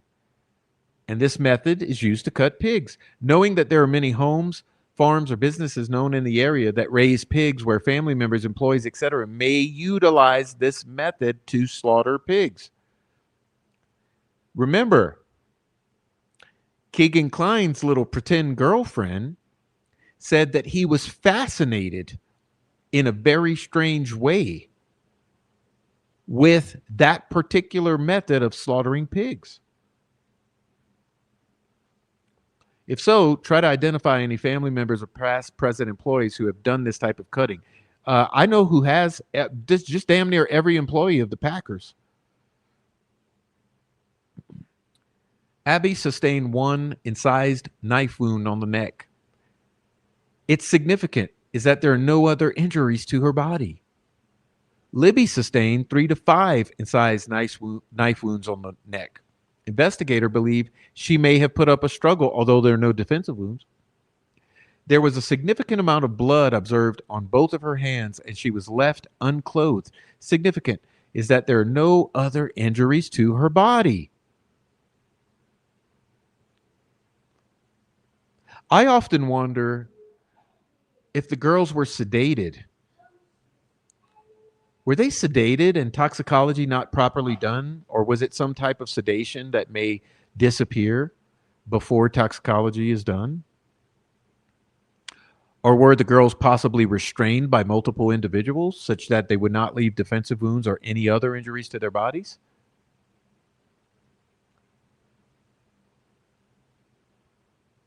Neither victim was sexually assaulted, and their clothing did not appear to be cut, ripped, or torn. Another oddity. Why is one girl nude and one girl clothed? Why is one girl nude? Why is one girl clothed? And why are there no injuries to the bodies? And why are there no cutting or ripping or tearing of the clothing? There's no evidence of rage during the attacks, with the exception of Libby having more than one wound. After or during the attack, it appears Libby was dragged a short distance over to a location on the ground across from where Abby was lying. Yes, and furthermore, she was positioned with her arm in an elevated position, identically mirroring the magician from the tarot deck, and she was placed with the damn near tree holding that arm in that elevated position. Oh, sorry. I have a little allergy. When discovered, Abby appeared wearing clothing belonging to Libby, her hand still inside the clothing. Yeah, but we don't know. She could have been dead when she was placed in that clothing, in my opinion. Sticks and logs were found positioned on the bodies that appeared to have some similarity to demonic symbols. Hello? Come on, guys. This is Mr. Roy West email. Listen to this. This is May of 2017. Okay, mid-May of 2017. The sticks appeared to be similar to demonic symbols. Some suggested it appeared to be Odinism. Note, having checked the internet regarding demonic symbols, there is reference to the hexagram and reference to Freemasons using this symbol in sexual connotations. Is anyone doing research out here? Roy West claims, having checked the internet regarding demonic symbols, there is reference to the hexagram and reference to Freemasons using the symbol in sexual connotations.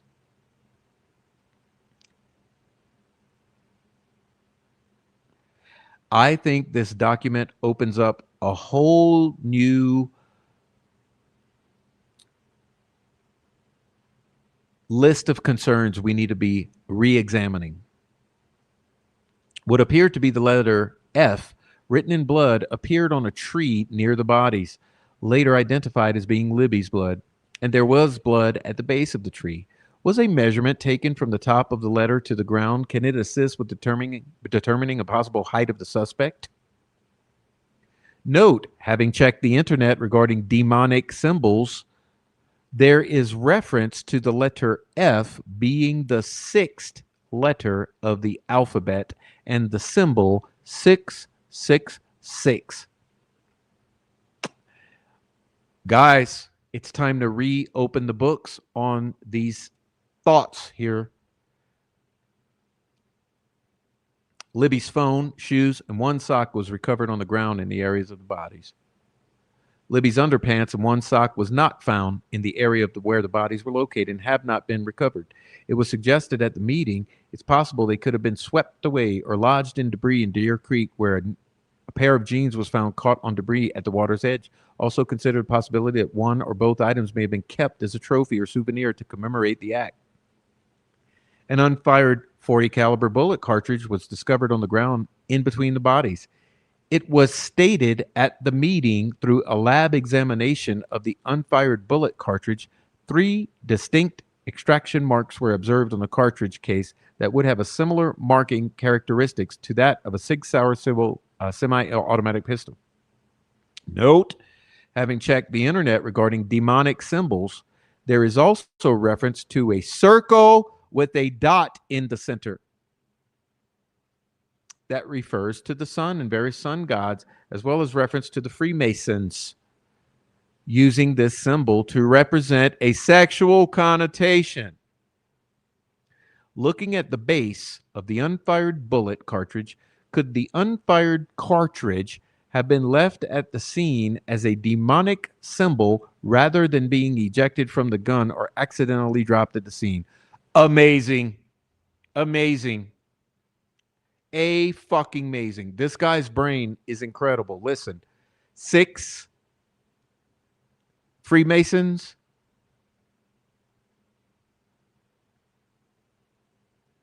hexagram, sun symbolism.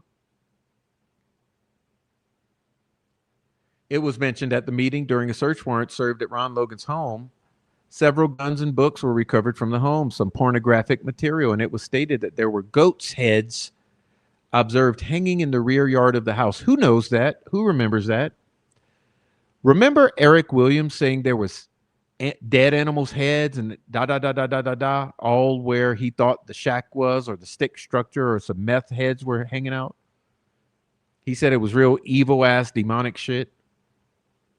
Animal bones hanging everywhere. Remember the photos of the animal bones? It was stated that there were goat heads observed hanging in the rear of Ron Logan's house.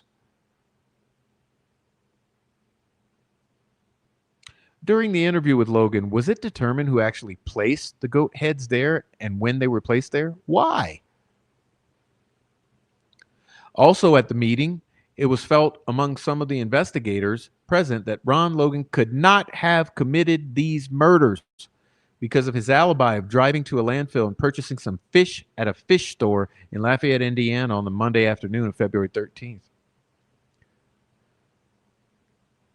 It was also discussed at the meeting that Ron Logan does act strange, and he has been known to bring females who are known to use meth back to his home for sex. I would suggest you obtain all the unedited copies of interviews Ron Logan has done with the media before he was arrested on probation violation to look for any inconsistent statements. His actions and behavior and all references he may have made about the girls or location where they were found.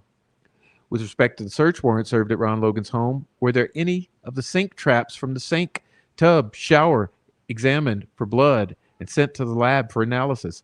If not, it's possible. Is it possible to obtain another search warrant to collect all the sink, tub, and shower traps? Consider the possibility someone else could have been staying with him or visiting Ron Logan over the weekend on that Monday, February 13th. Another amazing idea.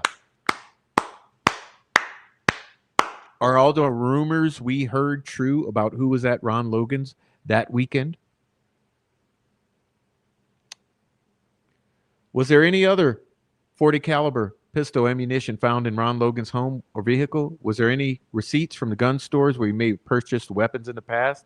Was there any similar articles of clothing that are shown in the photo found in Ron Logan's home or on his property or vehicle? Additional suggestions with respect to locating this suspect. It appears from his actions and deeds, the suspect may fit the category of an organized killer in some respects,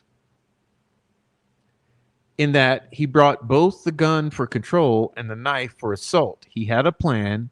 He made the girls take off clothing before crossing the cold water in Deer Creek, again, control, and then directed them onto Logan's property where he performed the act. Why Logan's property and not Weber's? Remember, keep it simple. Great fucking idea from Roy West. If it's a crime of opportunity, how is this an organized killer? This would indicate planning if he's bringing the gun for the assault, bringing the knife for the assault, dressing in clothing that hides his features and his body for the assault. It would indicate that it's not just a rando crime of opportunity that suddenly occurred to him while he's out there. Remember, keep it simple. And additionally, I want to say this. Regarding his concept or idea to look for people in wet clothing, think about this. If you're just in a t-shirt and blue jeans and you get soaking wet, it's not that big of a deal because you're in light clothing that's not going to be extremely heavy when it's soaking wet. If you're in the very heavy layers, as this apparent bridge guy character it appears to be wearing, and you cross that creek and become soaking wet in the heavy, heavy layers of clothing, would you keep all that on the entire time, or would you not start shedding some of it when it's freezing effing cold and you're absolutely soaking wet in these heavy articles of clothing?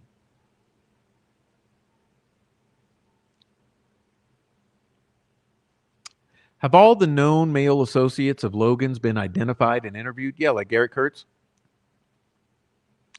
Let's see. Who are some other associates of Logan? Let's see. Kathy Shank's daughter. Let's see. Keegan and Tony Klein. Let's see. Brad Holder.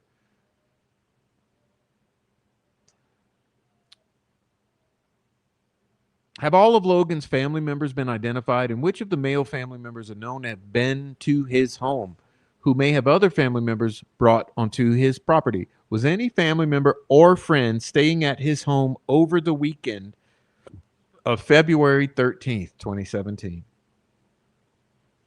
Has Logan admitted to being a member of a group or having associated with a group who is known to be involved with any type of devil worship or practices?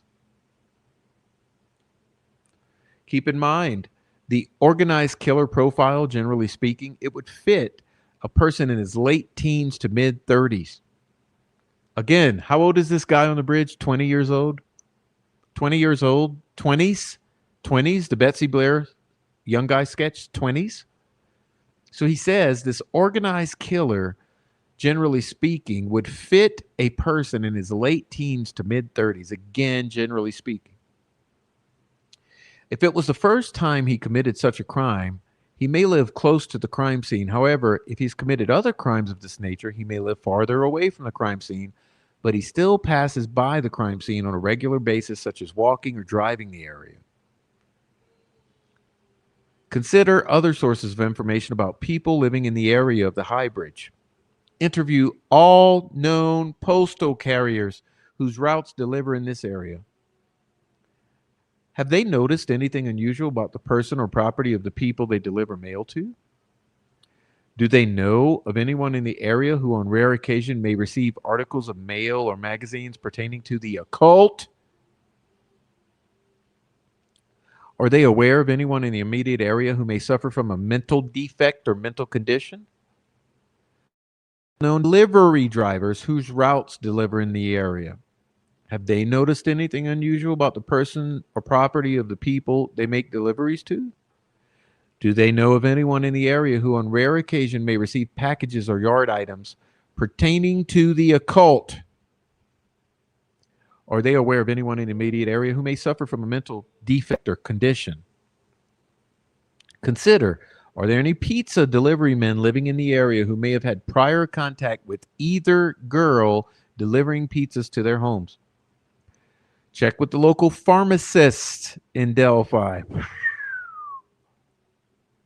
to see if they are aware of anyone fitting this man's description who is being prescribed medication for any sort of mental defect, mental condition, who may live in the area of the crime scene. State Police, Carroll County Sheriff's Department, and Delphi City Police Department research firearms permits. You see, now, guys, you remember my conspiracy theory that the way they targeted Rick Allen, one of the ways is that they illegally sought out information on the purchases of Sig Sauer 40 calibers from all the FFLs in the area. That's my conspiracy theory. Well, he's recommending you do a similar thing, but with firearm permits from the departments and law enforcement.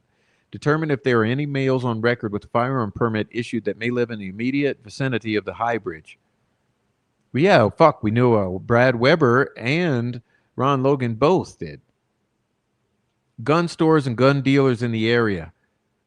Determine if anyone living in Delphi area has purchased a 40 caliber Sig Sauer semi-automatic pistol from their store anytime prior to February 13th. If so, check the names against people known to be living near the crime scene. That's what I'm saying, guys. I believe they did some underhanded things. If so, check the names against people known to be living in the area. Also consider asking about purchases of 40 caliber ammunition and gun cleaning kits. The fact that 3 ejection marks were noticed on the unfired bullet cartridge could also possibly indicate the round had previously been ejected from the weapon on 2 different occasions.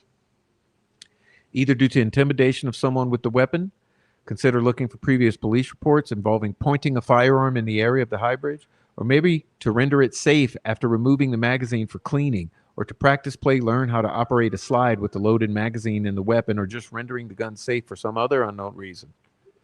Gun store ranges or gun ranges, firing ranges in the area, in the Delphi area. Determine if there is anyone who may know a person that uses a 40 caliber Sig Sauer semi-automatic pistol at the range on a regular basis.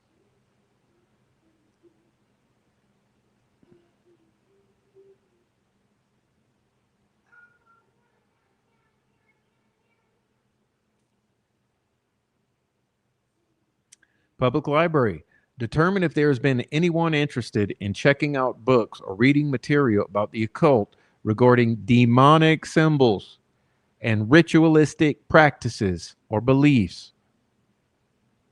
If any individuals are identified, consider interviewing them to try to learn their names of other individuals known to be living in Delphi area who may indulge in the same beliefs and practices. Cross-check these names against anyone known to be living near the crime scene. Again,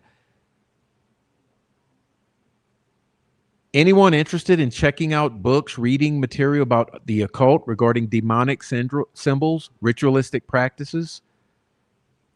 I bet that was never done.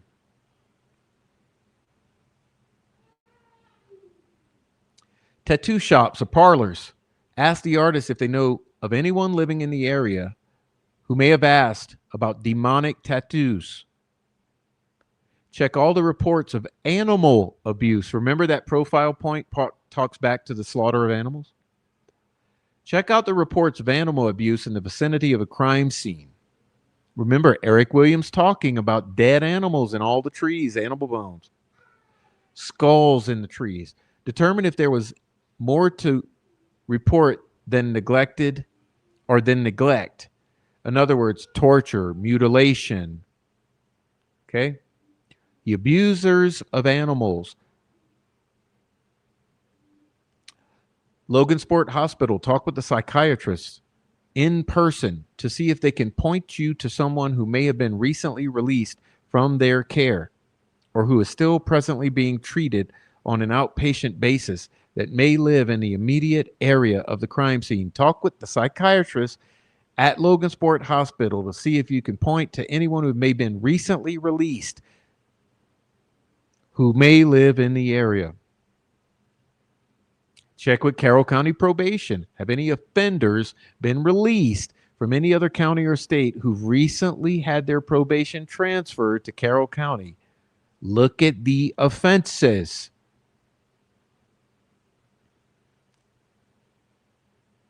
Note, additional considerations. During the meeting on May 12th, I asked about the possibility of using forensic hypnosis.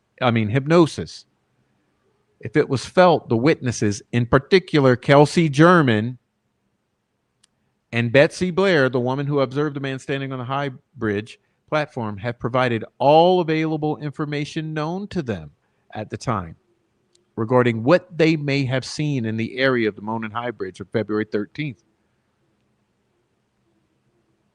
I read this article on May 5th before coming to the meeting and thought it was published in 1980. It's something the FBI has used in the past. Is this a resource that on a rare occasion may still be available to the FBI to consider using in this particular place? Remember, what he's saying is that did Betsy Blair and Kelsey German withhold things that they knew, whether intentionally or unintentionally, consciously or subconsciously? And he attaches this publication from the National Criminal Justice Reference Service, Office of Justice Programs. Okay. The FBI has adopted a team approach in its use of hypnosis, using guidelines set out by the U.S. Department of Justice since illegible, since the 60s, I think, and incorporating special agents and hypnosis coordinators. The FBI policy states that hypnosis can be used only on select cases, such as bank robbery, where if a large amount of money is involved, kidnapping, extortion, and crimes of violence which occur where FBI has jurisdiction. Only key witnesses or crime scene victims can be hypnotized. No agent may participate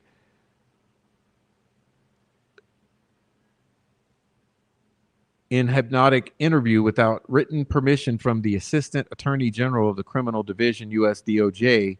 The entire interview must also be recorded, preferably with video. The guidelines specify that a qualified health professional, such as a psychiatrist, psychologist, or should be used as a hypnotist.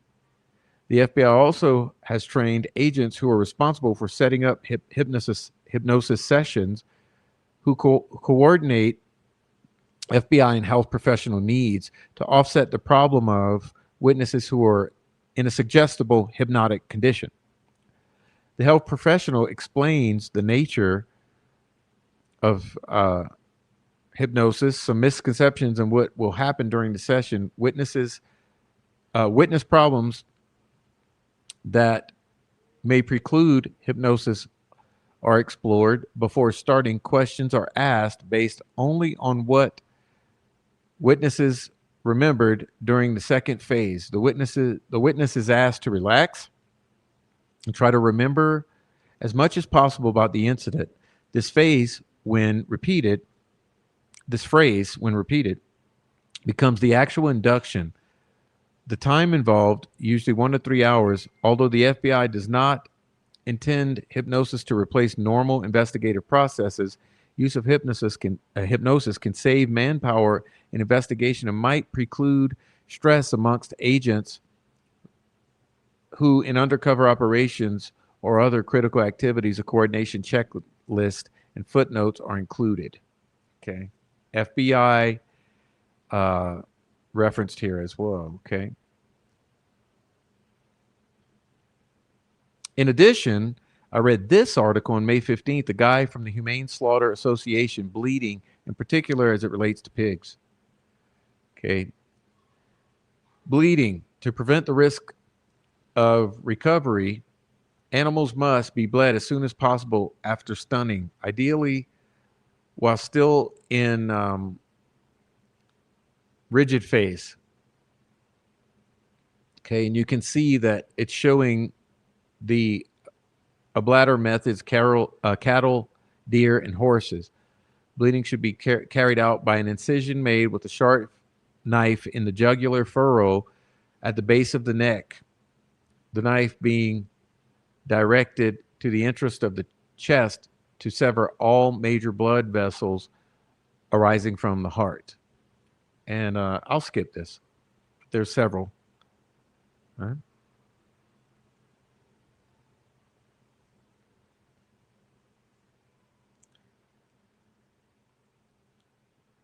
Internet reference information to the occult. Occult symbols from Wikipedia. And you can see what he's showing here with the hexagram and other symbols.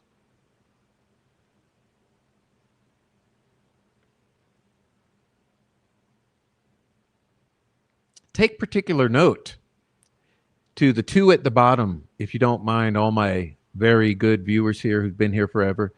Do me a favor, do me a little peeksy. Take a close look at the two at the bottom. The universal hexagram, Aleister Crowley's Thelema, and the Valgnut Norse mythological Odinist triangle, quote unquote. But look at that Thelema universal hexagram.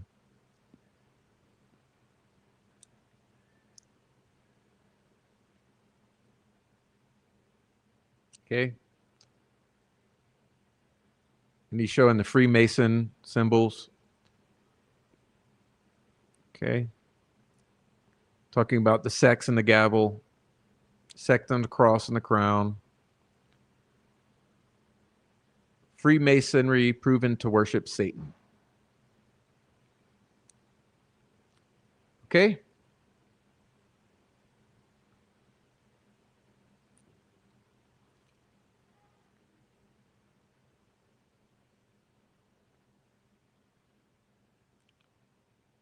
All right. So that's the Roy West letter. And I'm really glad that you all stuck around for that, because wasn't that incredibly thought-provoking?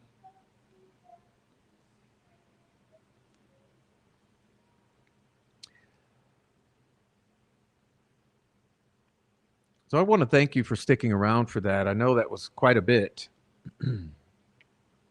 I think that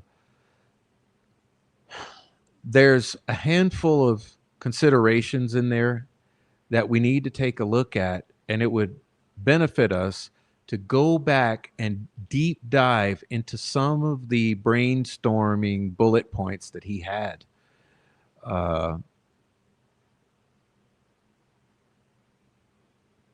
Was he also pushed aside and poo-pooed, similar to Todd Click, Greg Ferenczi, and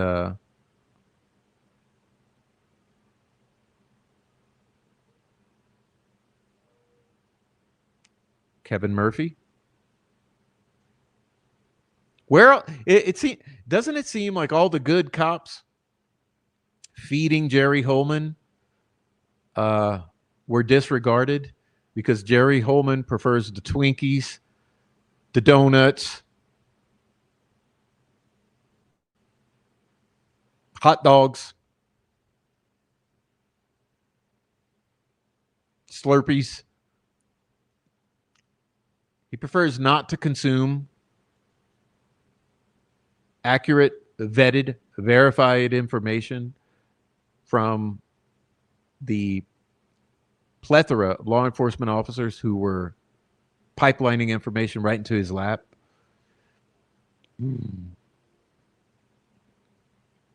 Jerry Doughboy Holman. Just another in the series of absolutely mind-boggling leads that were ignored.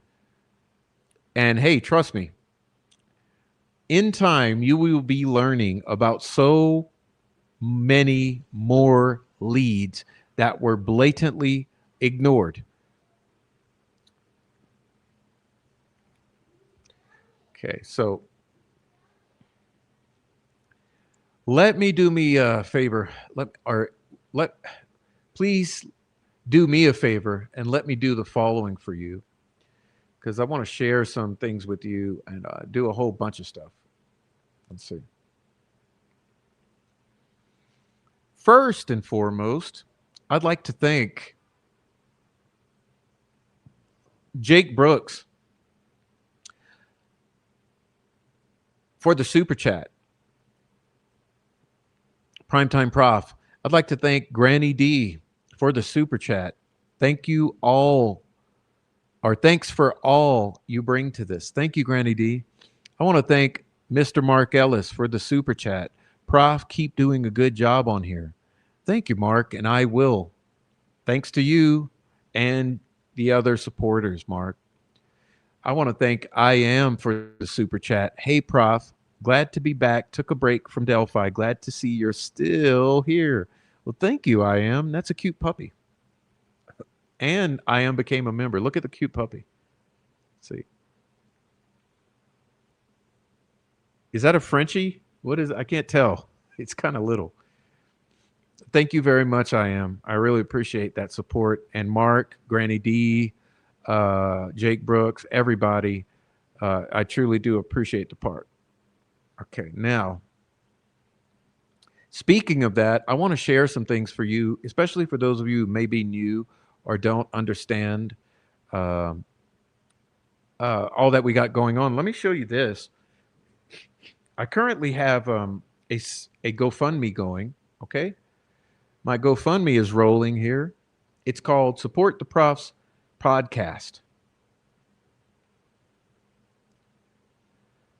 True crime and news.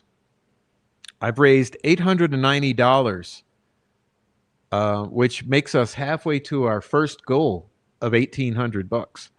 Okay, so I want to thank everyone who's visited this, but it's a GoFundMe, donate to Prof's podcast, True Crime News.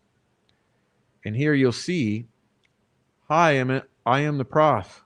I run a podcast diving into current news stories, conspiracies, and true crime.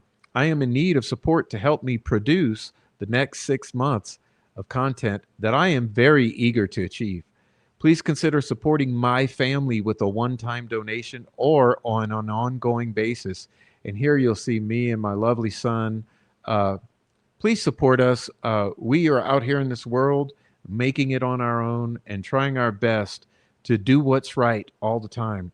And that's the point of this GoFundMe, is to sustain us so that I can be freed up to focus a lot more on this podcast, because it's a difficult job. It's a difficult job, especially when a lot of your time is wasted all the time by people. But this is a difficult job, and I appreciate your engagement with the channel and any support you give, because me and my little family here, my little son is just the greatest, and we have the greatest time together in life and the greatest relationship. And he's so proud of his dad doing these podcasts. You know what he does, actually? He sets up he has a little tablet. It's actually a little tablet. Well, I'm not going to mention the brand, but he has a little tablet for him to do kids games. And he sets up his little tablet, and then he gets a lamp, and he shines it on himself. And he sits there and hits record, and he does pretend live streams. He calls them shows, because I call them shows to him. And he says, Dad, I'm going to do a show. And he goes talk to his tablet for 10 minutes. And that's how he imitates the old dad, because he loves his dad. And yeah, he's aware of what I do here when I do podcast, and he likes the lights and the bright shiny things, and he loves the tablet, the little computer. And so anyway, support our channel here. And there's another pathway here I want to show you, um, which is the link tree for all of my contact information. Okay, so if you want my contact information, I'll show it to you here. Let me zoom, zoom, zoom. Okay, you see my link tree here? The first thing you'll see is the link to my YouTube. Then there's my Cash App, the GoFundMe, actually, the Buy Me a Coffee.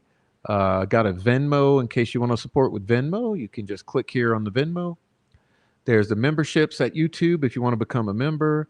There's the Substack linked up, the merch shop linked up, the official photography store. There's my Twitch channel, which we're going to talk about momentarily.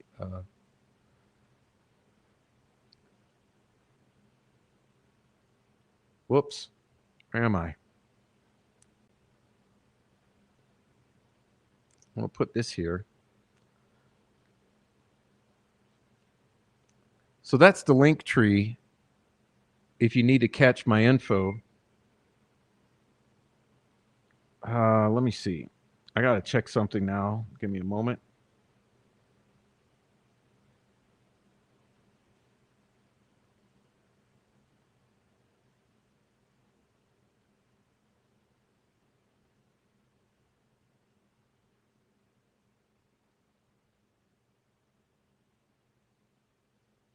All right. This is the link tree. And like I said, you can see here that it's got all the links you need, okay?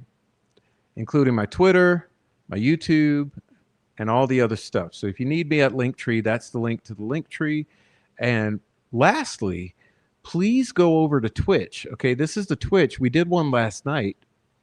My Twitch, I'm going to primarily do on Thursdays. So if you're not already subscribed at Twitch, please jump over there now and subscribe to the Twitch channel. It's called The Prof Allegedly. Okay, you go to Twitch. It's The Prof Allegedly. I don't know if someone can post this in the chat, but The Prof Allegedly at Twitch, we do live streams. It'll pop up here. Okay. Whenever I do a live, you'll see it here. It's a very fun place to do live streams. It has a really nice chat. And as you can see, I've only got 30 people over there subscribed up. So I'd love to have 300. So if you're able to, and you're watching, or if you're watching the replay, go find me at Twitch at The Prof Allegedly. I'd love to have you over there because we're going to do informal live chats over there where I don't necessarily bother with showing you presentations and all the rigmarole. We could do some more of just a chat. Okay, so we do live chats over there at Twitch. So please go to Twitch, The Prof Allegedly. Okay, really would appreciate having you as a member over there at Twitch. You will get notifications just like you did. It's just like YouTube, but it's even more fun because there's nice emojis and all that. So if you don't mind, and if you're interested, go try out something new at Twitch. It's fun over there. And we'll be doing at least on Thursdays. We may even do on the weekends. We may do 2 a week. But you'll find me over there at Twitch, okay? So really appreciate that. Now, I think we are all the way done with doing what we have to do here tonight. And I really appreciate you. I'll give you a few minutes. How about I do this? Let me give you 5 minutes to go over, click the link Dirty Diana just posted. Thank you, DD. So DD posted the link. You see Dirty Diana posted the link. You can click it, go over to Twitch, and just join up. It only takes a minute. And I'd appreciate having everyone watching now. We got 100 watching now. I'd love all 100 to go over there and subscribe to the Switch so you can at the Twitch so you can get your notifications. Okay, and you'll find me when I go live. Really appreciate having you over there.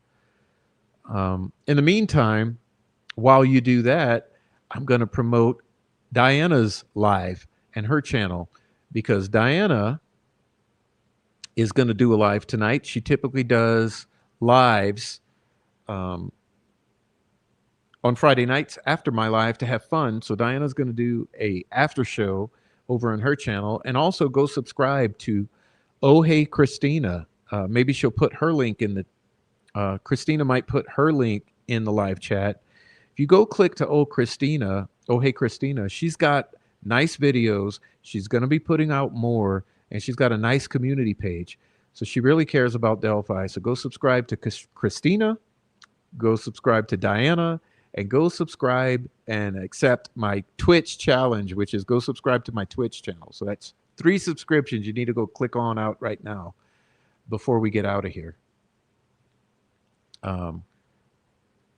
Gosh, I really do appreciate the chat tonight, because I know you guys were chatting it up, but I had to read. So I was super, super, super busy reading. So I didn't get too much of the chat read up, but I'll read it after. Okay, so when we're all done, I'll go read what you guys had to say tonight.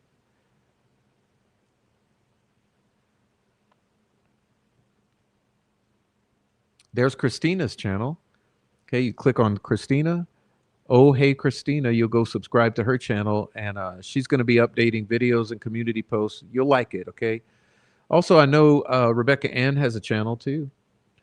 And like I said, go over to the Twitch, take the Twitch challenge. We got 5 minutes. Let me see how many I can see go sign up. I'm going to monitor. Let's see. We got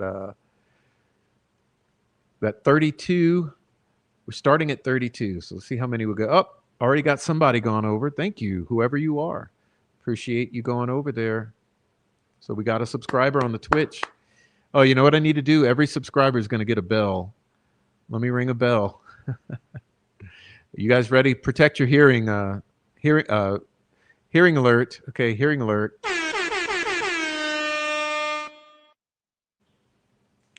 There we got one.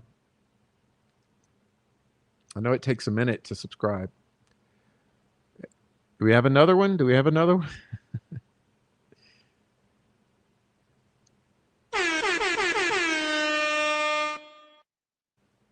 Bruh. I'm legally blind. All right. Oh my God. Bruh.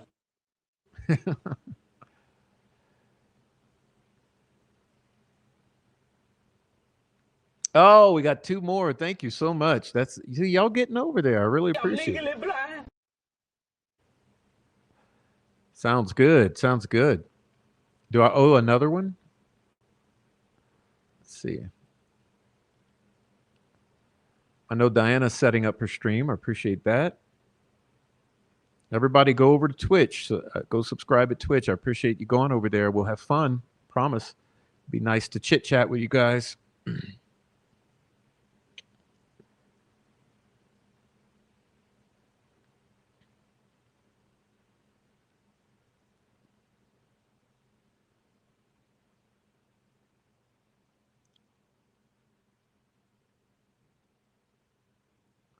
Bruh. Oh, really? Not even one more? Come on, one more. Somebody go over there. Put your email in. Get your Twitch notifications. Well, obviously, we have a rapist in Lincoln Park. He's climbing in your windows. He's snatching your people up, trying to rape them. So y'all need to hide your kids, hide your wife, and hide your husband, because they raping everybody out here. I'm legally blind. All right, guys. So you guys doing good? I really appreciated the show tonight. Thanks so much for coming. That was really, really nice show. I appreciate it. Go download. If you need something, email me. Okay, email me. You can find it in the About Me section of the channel. If you need anything, email it to me. You need a document, email it to me. Anything you need, you just want to say hi, email me. Special shout out to the supporters tonight and the chat members. Anyone on the replay who's going to go subscribe to Twitch, leave a comment down below. Truly appreciate you. Now, everyone get their ass over to Diana's. All right, we're done here. Appreciate you guys. Have a blessed weekend. Get some rest. Enjoy yourselves. Call your family members. Say hi to your family. All right.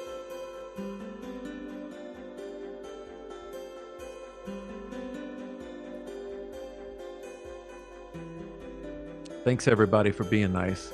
Thanks, Miss Pie Crust. Thanks, Ninja Warrior Assassin. Thank you very much. Nicole Watt. Prof, you need one of the sweet brown. Ain't nobody got time for that. All right. Okay, Diana. She might not be starting immediately, but she'll be starting. So just go over and subscribe to her channel and you'll get the notification when she goes live. So thanks, Diana. We love you. Right. Thank you, Lisa. Thank you very much. Lisa. Heavy Metal Rehab. What's up? What's up, Heavy Metal? I didn't even say hi to you tonight. You snuck in when I was reading. Hey, Kay, you snuck in too, huh? You guys sneaking in when I'm reading. How am I supposed to say hi to you?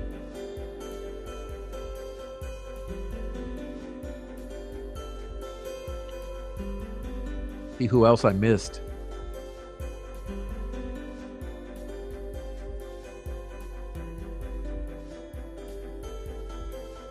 Jake Brooks. What's up, Jake Brooks? All right.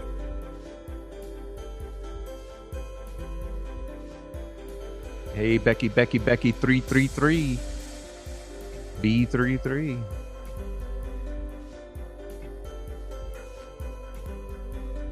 Oh, we got two more. Thank you very much. Now, okay, we got to 37.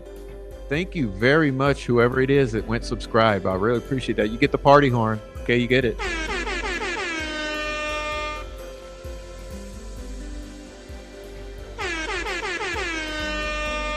Oh my God. Bruh. I'm legally blind. Good job tonight. Thanks, everybody. Love you. We're out of here. Appreciate everybody who stuck around. Thanks for sticking around. Champs. Bunch of champs. All right. Hopefully I didn't miss anyone. Hey, Monkey Lady. I missed you. There you go. Monkey Lady, 86. I am. All right. Heavy Metal was here chatting it up. Muty Silence. What's up, Muty? Dr. Corbo was here. What's up, Doctor? Appreciate you. Thanks for coming in. I truly appreciate you, sir. Dieter, what up, Dieter? All right, Dieter. All right. I just love you guys so much. Thanks so much for being here. I'm out. Go check out Diana tonight. She's doing a late show. Hey, Barbara Borman. What up, Barbara? All right. It was nice to see everybody. Happy Friday. Again, happy weekend. God bless you. Hide your kids, hide your wife.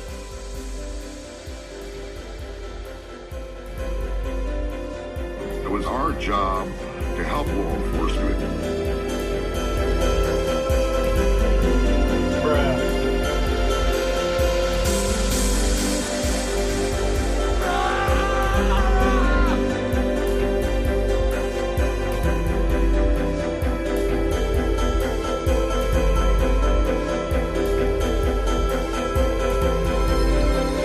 Oh, we got another one.